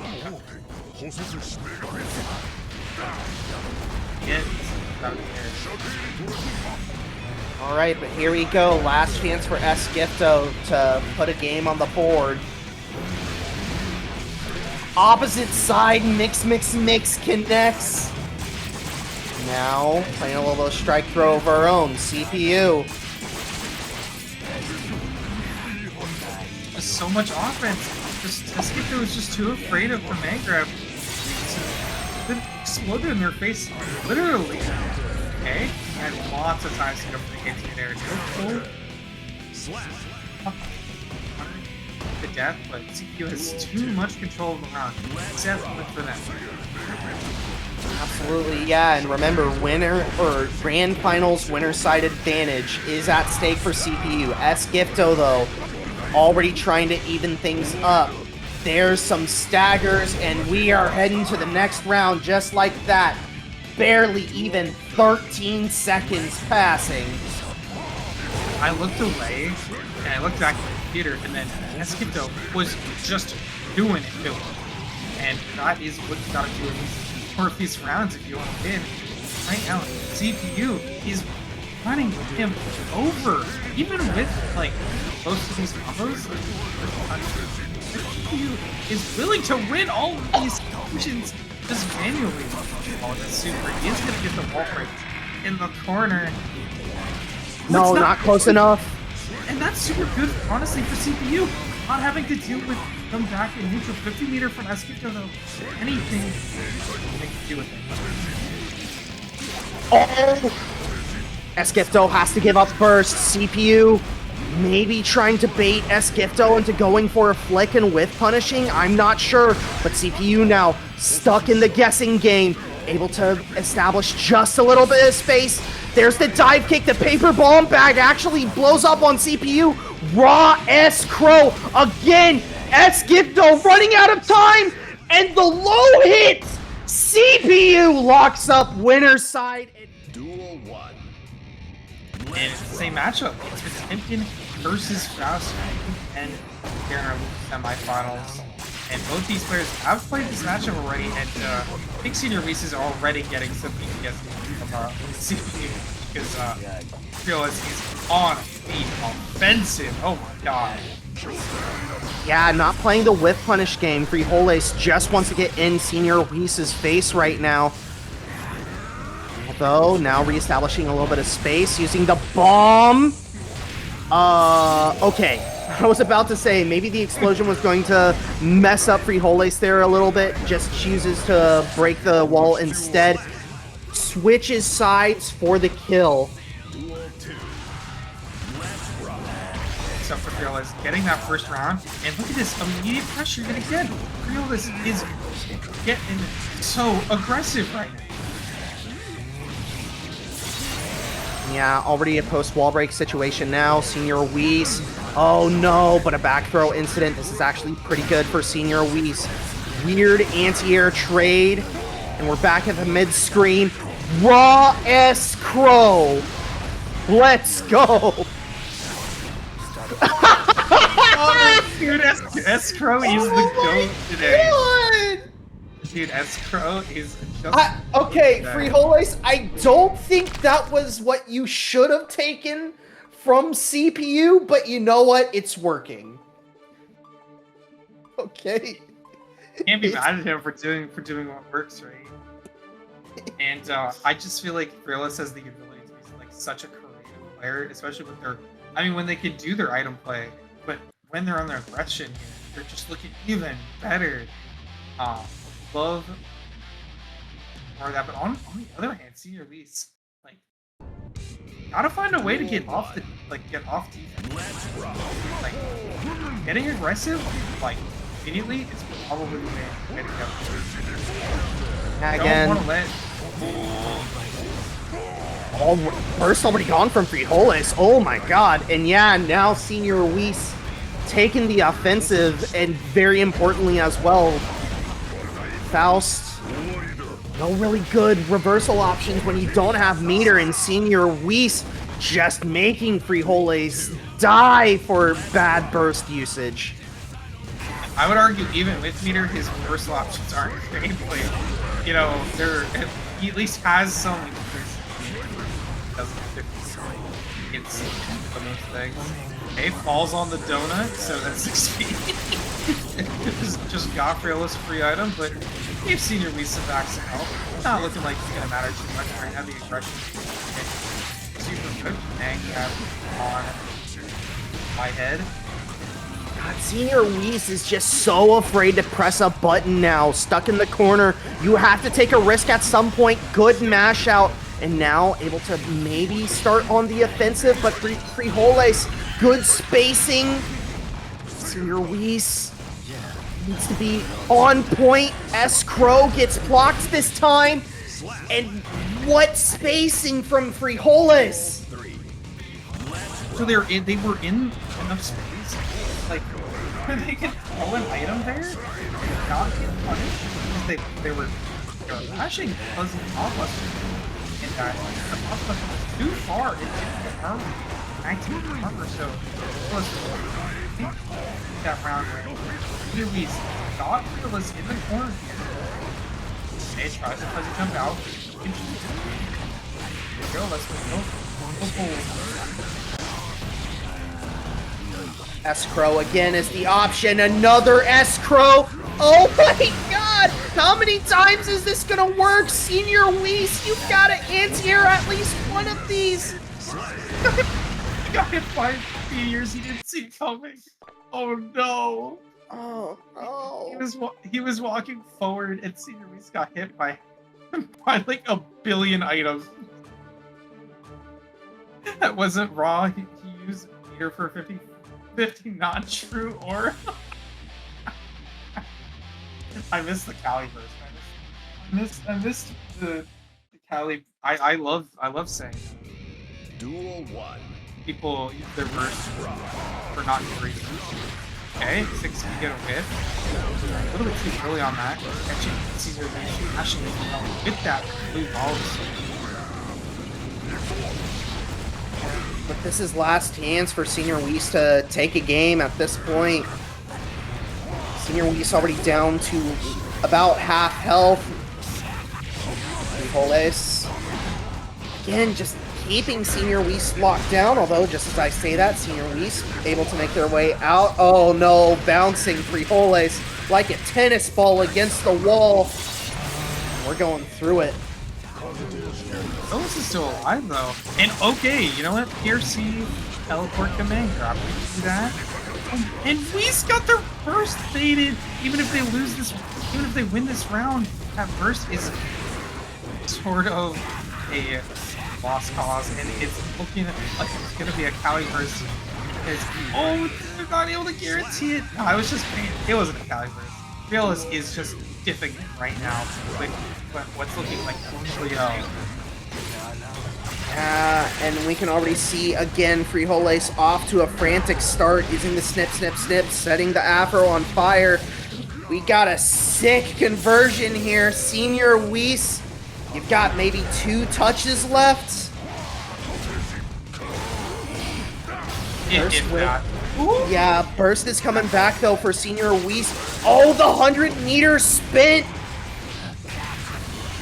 Fully baited burst. He only got the 2K2D off it, but getting the burst out of the way super early is well, not super early. Getting the burst out of the way is so good right after. Oh, you're dead. Senor Whis, a stay of execution, but can you take us to at least another game? Has the trumpet. Good lockdown. And they're able to force Frijoles into the corner. Low profile, and then the command grab activation. No back throw here for Frijoles. They're not gonna need it. That cross up. Mix is just gonna put Senor Whis in a terrible situation right now. Yeah, and the post-wall break situation as well. Going to be very interesting to see what does Frijoles want to do. Tries to go for an instant air overhead. It doesn't work. The tap dust. Senor Whis has to give up burst now. Frijoles. He didn't try to punish there. Was too afraid of what was coming after the 6K. And stuck in the corner. He's gonna get pot bustered again, and Senor Whis is gonna put one on the board. Day of execution for Senor Whis. Able to get one on a all-important one on the board. Oh.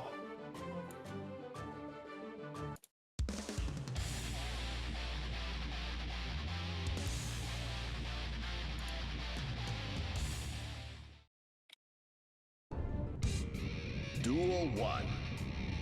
Let's rock. Senor Whis, momentum, super important here. Able to start that reverse 3-0.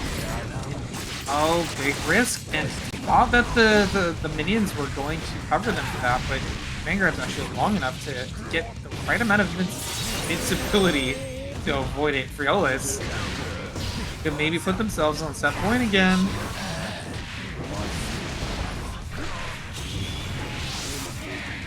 Crushing excitement for Frijoles to get the wall break and the positive bonus.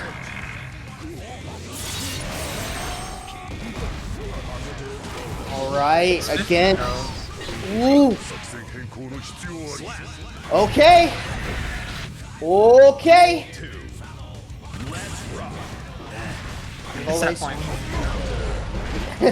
Frijoles now on match point. Yeah, to try and make it to Esquipto.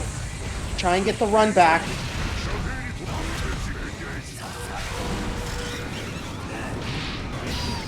Teleport's gonna put Frijoles back in mid, but Whis is not far behind right now.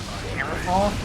Hit the 2H actually catches the backdash, but Frijoles trying to give themselves an extra stay in this round.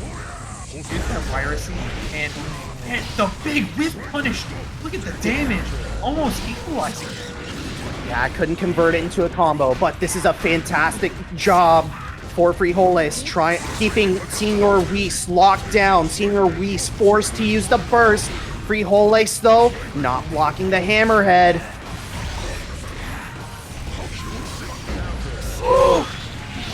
Is that it? What's all this? It's not enough! But the Meteor's almost doing! The mini Faust could have been the hero! It doesn't work! The side flip! Oh, no!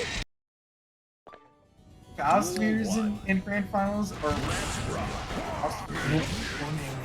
I mean, odds are good. that we get one more Faust Potemkin matchup. Because again, Esgifto and Frijoles played in the first round of winners semifinals. Esgifto won that in a 3-1. However, Frijoles has seen what CPU did in order to beat Esgifto. An already post-wall break situation. Esgifto. Good block on the instant overhead, not blocking the follow-up though. Tap Dust connects! But it's not enough to kill! Tap Dust again! Dude, just to guarantee the perfect. Yeah, that was a... You gotta chop it up with that, Ryan. Just be like, alright, info round. This is pure comedy, holy moly. We go next to this. Right? Oh. That I think, like, instead, like, it's that two sides of the menace that is already using super and okay, the flick is already ready. Oh, the crouch actually they got shot. It's not bad. I want to just be able to now. Oh, not a great situation. Frijoles, but still, everything back around. Pushigoh's not dead. They have burst. Not back. Should be it. Immediate burst. This is gonna be the killing burst. Now for Frijoles. Oh, that's gonna be a huge whiff. They don't get the full explosion. But Esgifto goes for it all in the corner. Frijoles takes game one. Jesus Christ. He was trying to rob him. He was trying to rob him so hard, though. Okay. Okay. Frijoles really trying to make this Faust mirror happen tonight. I like what someone said in chat where you say wall breaking pot is kind of pot's condition. I have to like letting pot off and letting him go back to mid-screen is literally like yes. That's yeah, that is worst case scenario. Yeah. Oh my God! What a bait from Frijoles. Unfortunately, not gonna work out getting exploded and dying. Yeah, no. I liked the idea from Frijoles going shallow with the item toss. Esgifto, as we've seen previously, very eager to try and flick anything at this point. Oh! Okay. Wait. Oh my God. Yeah. You're able to get the side switch. Oh, the flash there is insane. Esgifto normal's not fast or big enough to. Oh! What? What was the interactions? I want that for me. I don't understand. I don't get it either. Heat tackle, but the Afro explosion. Yeah. Oh! I'm dying. I am dying watching this matchup. Frijoles tying it up in the second game. Esgifto does have burst to work with. Yeah, and I like the respect of burst there, because you know that a character like this will build another burst next to him, even if Esgifto decides to crush him. So, always a chance that it's good reflection. They're gonna get caught by Mega Fist. Esgifto is trying to find their way back in right now with nice flick go! The flicks are just coming in so much as always from Esgifto. Escrow gets blocked this time, and now Esgifto walking down Frijoles gets the heat knuckle. This should result in a wall break. Yes, it does. What's the post wall break situation though? It's looking really good for Esgifto. Frijoles gives up space, and the flick makes it a best of 3 situation yet again. I liked what Frijoles was going for there, but Esgifto was even smarter in that situation. Of being like, I'm going to stand outside your range and just flick.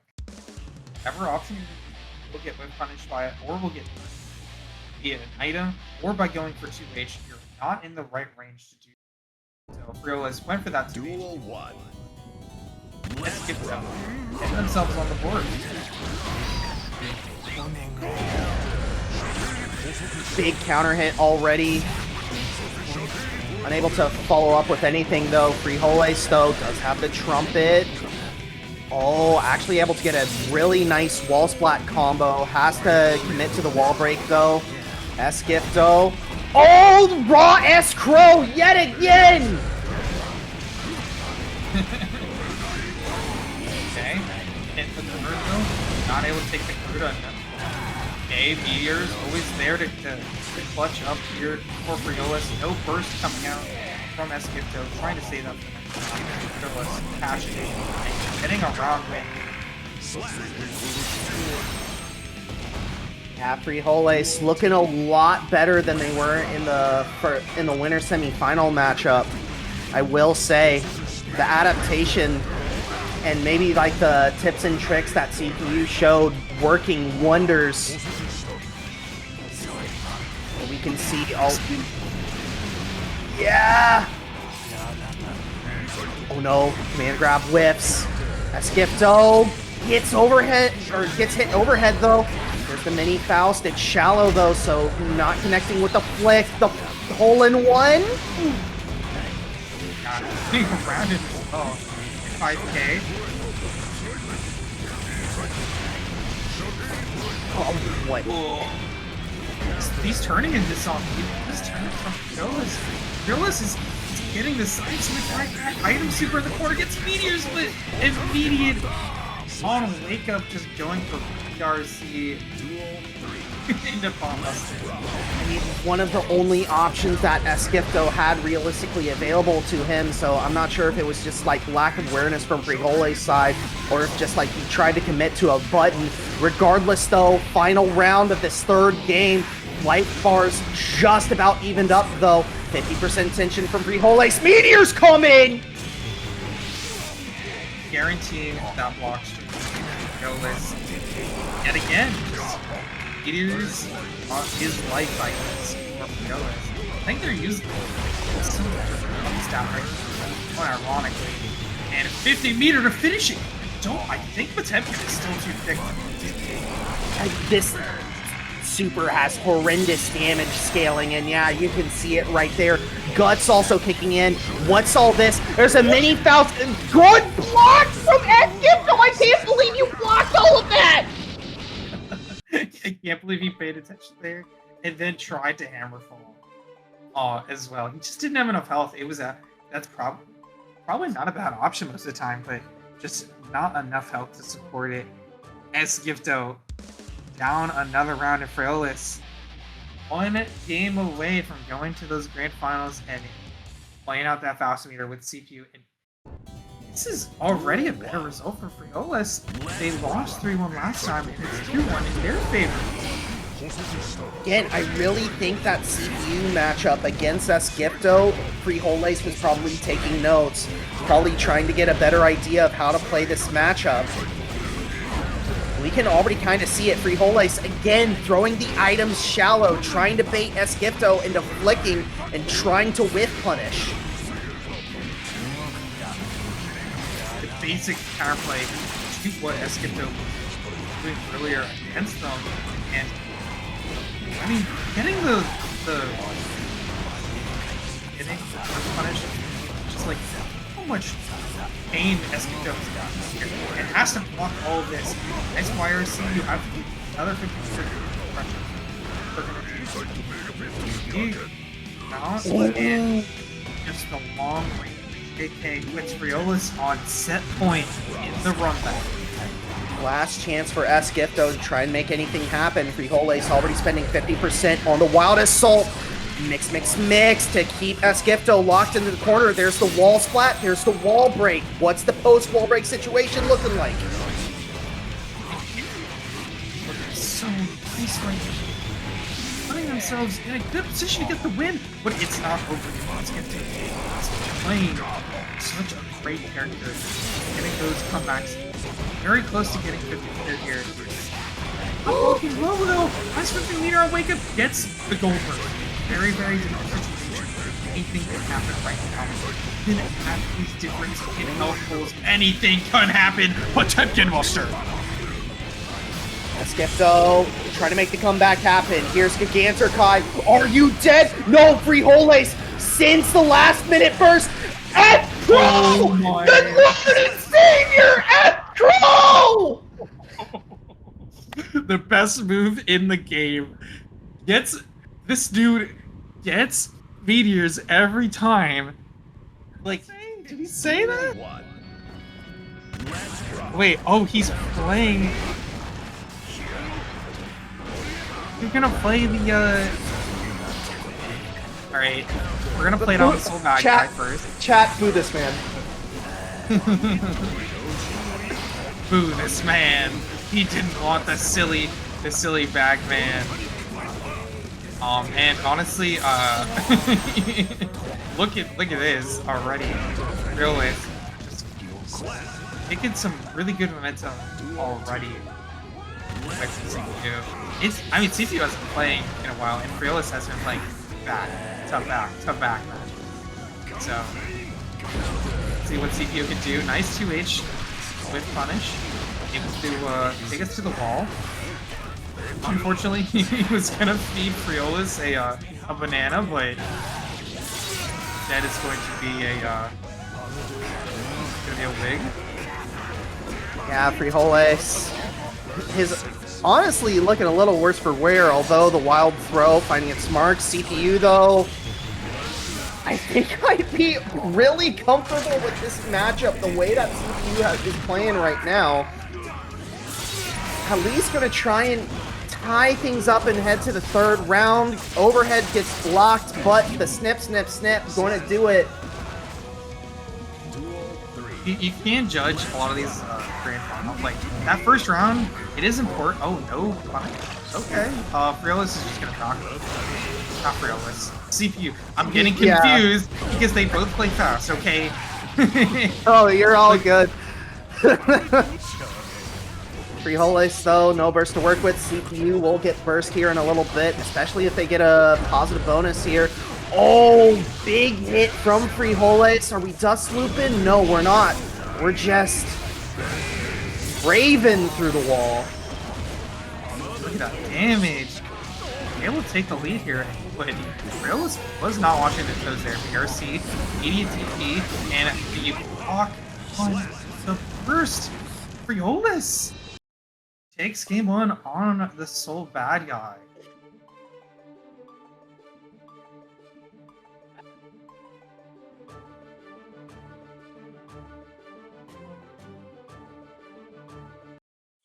Yeah, we're just gonna go right back into it. No changes in characters. All right, CPU, what I want you to do is I want you to win 2 so that way we can get the Faust mirror.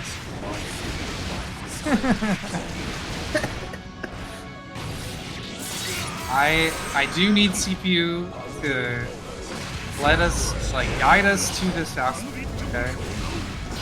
But I mean, the soul is working. The soul is looking good. Let's go in the corner, 5D path. Oh, it's gonna take the health lead just yet, but do 100 meter BRC. Okay, we're gonna decide to just do our skill and good school reversal there from Frijoles, and it's gonna cost us a round. He puts one on the board. Round 2. Oh my god. Yeah, no. Oh, wow. Interesting gold burst from Frijoles. CPU.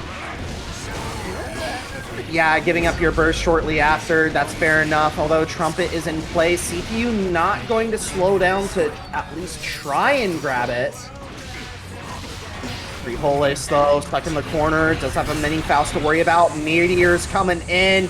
100-ton weight to keep you locked down as well. But, oh my god!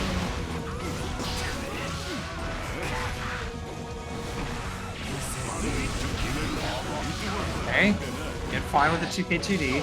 First had to start for Frijoles, but CPU dialing right back. Able to get the command grab. This should get RC in the weight on the burst. CPU putting game 2 on the board for themselves, making it 1-1.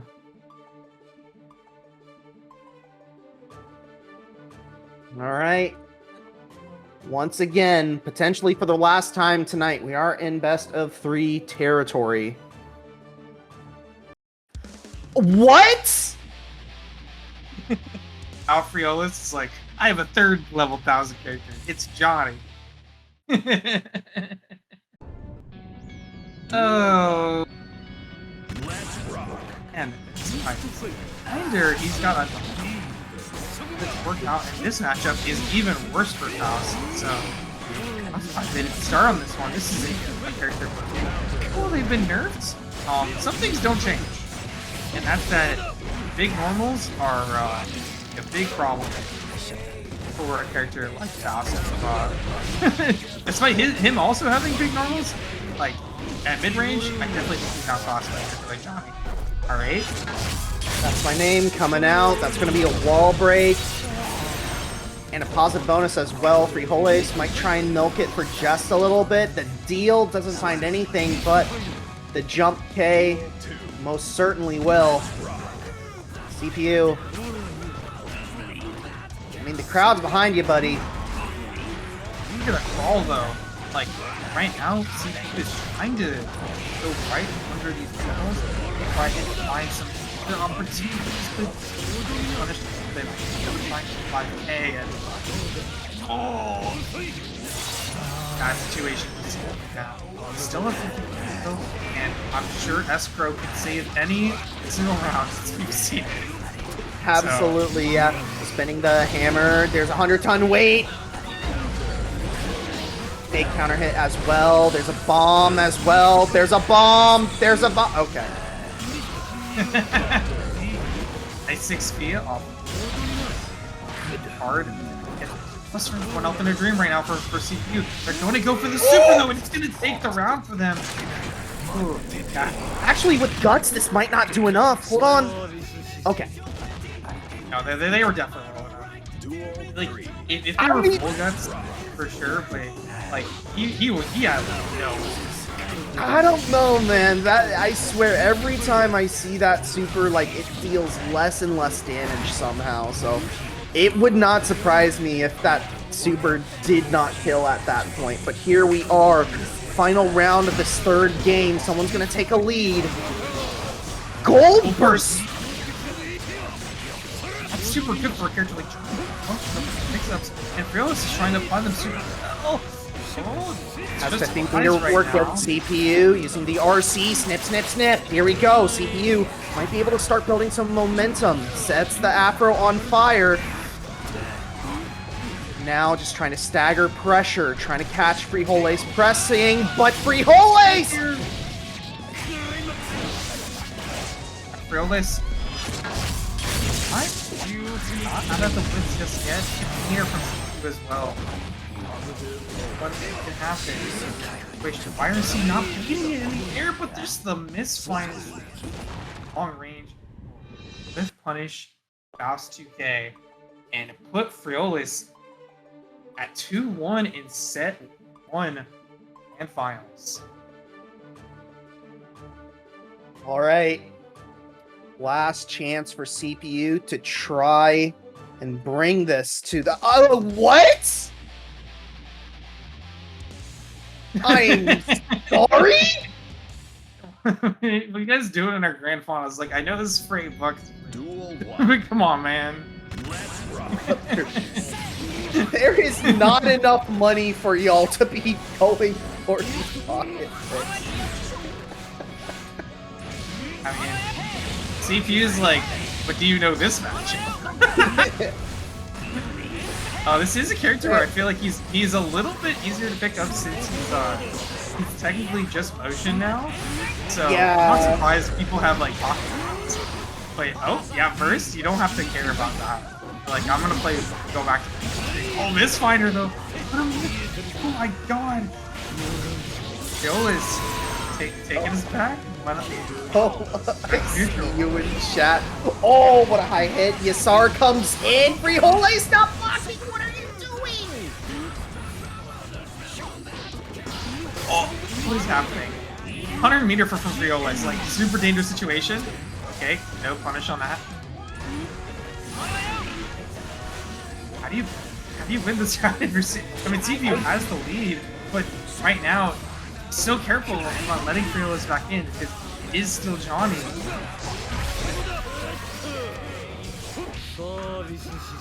Nice. And CPU trying. CPU just trying at this point, trying to bring it to a final game situation. I tried to get the hand grab out, but was not fast enough to draw. And Frijoles is gonna take the lead in this round and get this hard knockdown with the deal super. Oh! I liked the idea of Frijoles with Joker Trick, but no, that doesn't work. You're not invincible with that. Usually only a combo. Very easy. Unless you perfectly read a projectile, yeah. Big hit, CPU. What? Again. Just 6H? I can't believe that worked. Right now, this situation where Frijoles is stuck in the corner. Frijoles, lots of risks still online. Good protects and blocks the vault. CPU might actually be able to do it. Might be able to bring us to a game 5. No, what's the button? But gets the follow-up throw. We've got a game 5.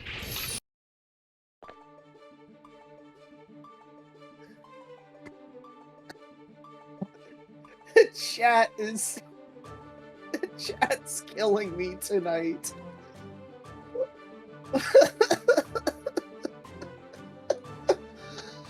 Okay. All right. CPU started playing Axel as of 2 games ago. Yeah, literally as ago. of 2. Frijoles! Why do you have so many characters? So okay, there are a lot of characters in this game. I think it's funny that you're now on the Slayer. But, like, isn't the Oh, never mind. I take everything I said already. You know, just needs one, right? You're playing Slayer. You just need one. Absolutely, yeah. But the thing is like, with Slayer's, like, really weird movement, how are you going to get in on Axel? Like, especially because this probably isn't a character that Frijoles plays a whole bunch. Master Hammer, though. You say that, but you literally just showing it off. It's like, after you're done blocking, you can just do your advancing specials and just go in.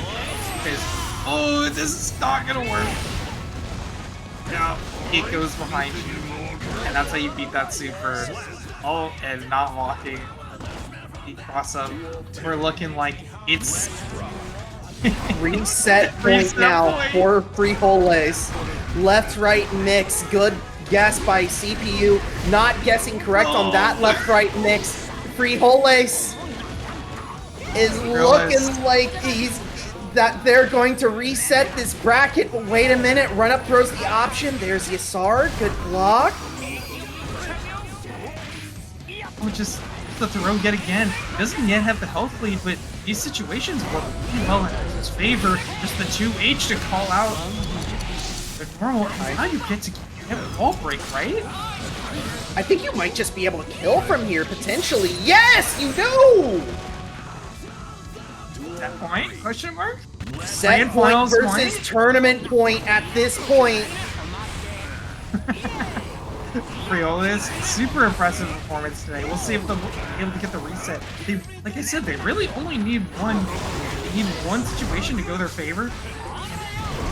Kill with this character because Axel is not a healthy boy. Right? Sending back into the corner. Just sends the punch. And baits out the YRC. This is actually a lot of damage for Frijoles. CPU. Counter hit, able to get the snail follow-up. Good block on the overhead. CPU. Wait, does this work? Does this work? Oh my god, he's done! Frijoles reset the bracket!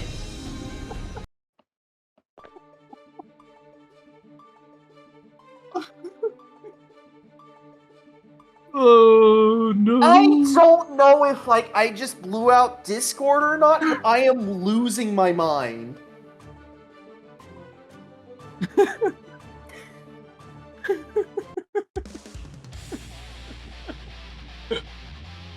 Oh, I no! agree, Ashy. I agree. Agree. Holy hell. Duel 1.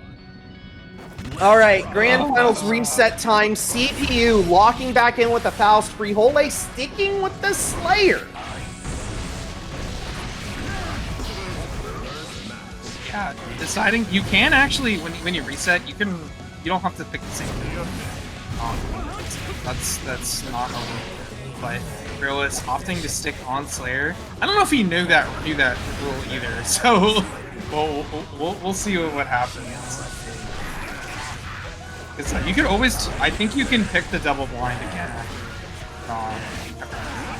Yeah, traditionally, because it's the start of a new set, you are permitted to like swap characters. Not working out too badly for them right now. Maybe Slayer was the option that they needed all along. Maybe, who knows? But Frijoles not looking great. See? Or see, they only need one, and wow. there it is. Ah. The thing about CPUs, like, the characters they play, they're not super healthy. So, any of these characters can do something. In these high-pressure situations, it becomes even more dangerous. They just do so much damage. Look at this. Slayer doing half health in one, but good punish coming up from CPU. Ball. Guaranteed. Just stop moving. And yes, you get punished there, but you still have corner control. Nice PRC. Okay. Man grab 3 times. Absolutely. That's how it goes. CPU. Not a whole lot of health to work with, although... hit grab. Here we go. Oh, Frijoles just sends the punch. Frijoles, for the first time, takes the Grand Finals lead.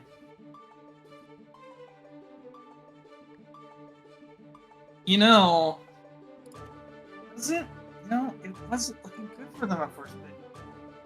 Now they're putting themselves in a good counter. Like, you have to think about it this way too. From a counterpick standpoint, they could go back to whatever character they want. Like, even if they start losing, like, put yourself more games you win here, not on Faust, not on whatever your most common here as your list. More likely you are to be able to switch over instantly and switch it up immediately yet again. So CPU on the back foot for the first time this tournament.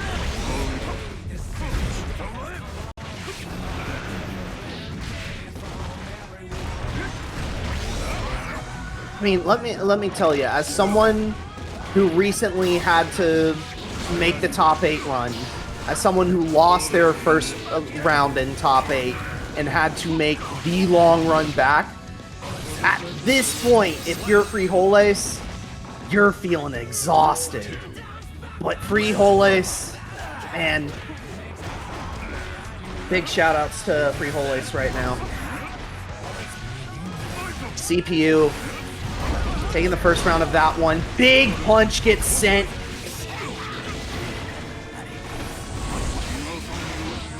Another big punch as well. Catches. Oh, but the bomb messes up the wall break. And this messing up means that CPU has another chance. Full burst, not working out. Faust still there too. Full victory. It doesn't even. CPU one on the board. And for the final time tonight, best of 3 territory.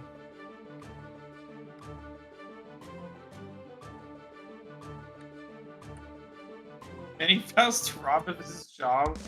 Yeah, Mini Faust is looking at the job market and he's very disappointed right now. Frijoles goes back to the Johnny. Duel 1. Let's rock. God, this top 8 graphic is going to be a complete mess. That's all I can think of right now. Yeah, and Frijoles, on back onto the Johnny, I like the aggressive start from CPU. You know that Frijoles won't immediately be super comfortable, like, normally, switching from one character to another, so trying to take full advantage here. No mash. Oh, just a bit too. Yeah, you're too close there. You can't actually. Oh yeah, Mistfinder finds its mark. A little bit more health for Frijoles getting those bananas, but the fishing line will seal it up. CPU.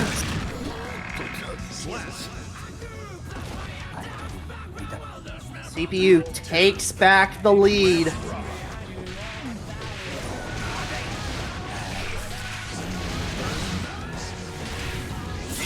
What words or damage have? It feels like CPU ready. Okay, Frijoles trying to find some sense of Mistfinders. Such big moves, good action. As well. First already gone off of CPU side. Yeah, Frijoles not far behind. Time ticking away.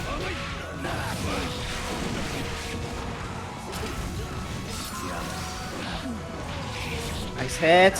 Frijoles. CPU cannot find the kill. Frijoles has another lease on life.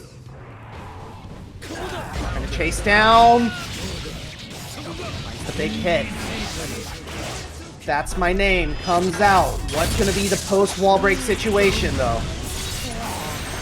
100 meter for CPU as well as so immediately going to go for the first. Oh, okay, that's right in the cross up.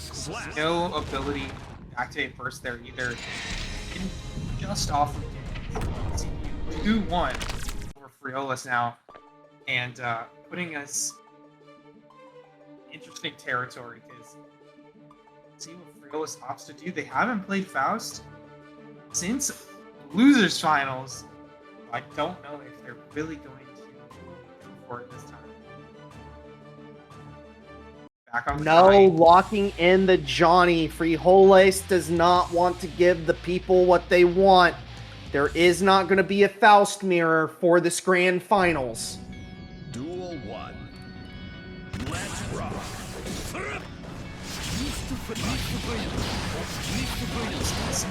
Frijoles with a much better start here. Just supplanting dominance in neutral. You know, as Johnny does.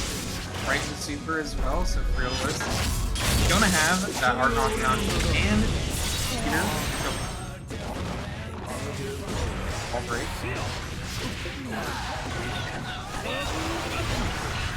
Full burst gets spent. Frijoles, though, doing a lot better this time. The deal and the card pop as well. CPU done for this round. Duel 2. Let's rock. And one round away from game 5 at this point for Frijoles. But not if CPU has anything to say about it. Still trying to put themselves on 7. Getting that 50 meter, not 50, getting that positive. One of the important ways shift that momentum right back in the favor. Frijoles forcing out YRC from CPU. Trade not really going in CPU's favor. Not able to really get any up close pressure. Getting hit. Escrow gets blocked. Frijoles is aware of it. Again, life bar is just about even. Frijoles, though, gets hit by the dive kick. Mini Faust to keep Frijoles locked down. CPU just trying to find an opening. Oh, I love that they try to get out of the spacing there. But Frijoles is still just getting stuck in these spaces that were so bad for them. They finally get CPU to the corner. But are they going to be able to finish it up? They are! This is going to be game 5 between CPU and Frijoles in Grand Finals reset. We have officially gone the distance. We have had 2 Game 5 Grand Final situations. And CPU locking in the axle. Oh, as a final as the final counter pick, CPU is this will be our final match between these two characters. Neither Nice pl- speed. neither player dancing with the partner that took him there. For sure. Oh, That nice was- piece of command grab. Yeah, absolutely. Again, life bar is just about even though, although Frijoles with the burst advantage, CPU stuck in the corner. Frijoles though, spending that burst, the deal. There's the guard crush. Good blocks though by CPU. Actually goes air to air with Frijoles. Axel has some surprisingly good normals. Here. Well, but they're at a disadvantage just right now. Frijoles holding the misfire stance at that range that they can immediately whiff punish anything that comes out from the CPU. So, set point for Frijoles to take Paragon online this week, and it's looking like it's gonna happen. But CPU right now trying to find something out, baiting the burst super hard. CPU pulls it out. No big punish though off of the JS. Just not a counter hit even. No counter hit recovery in that second, so CPU just trying to make their way in. Has to be careful of these deals. Uses the snail. Here we go. This might be the avalanche of offense that CPU needs. oh no, Opposite- the anti-air misses right now, and he doesn't have meter to get Frijoles off of him. Oh no! Frijoles went for a gold burst. It might cost them. CPU just out of arm's length for Frijoles, but Frijoles sends the Mythfinder and the card pop as well will do it. Frijoles wins Paragon.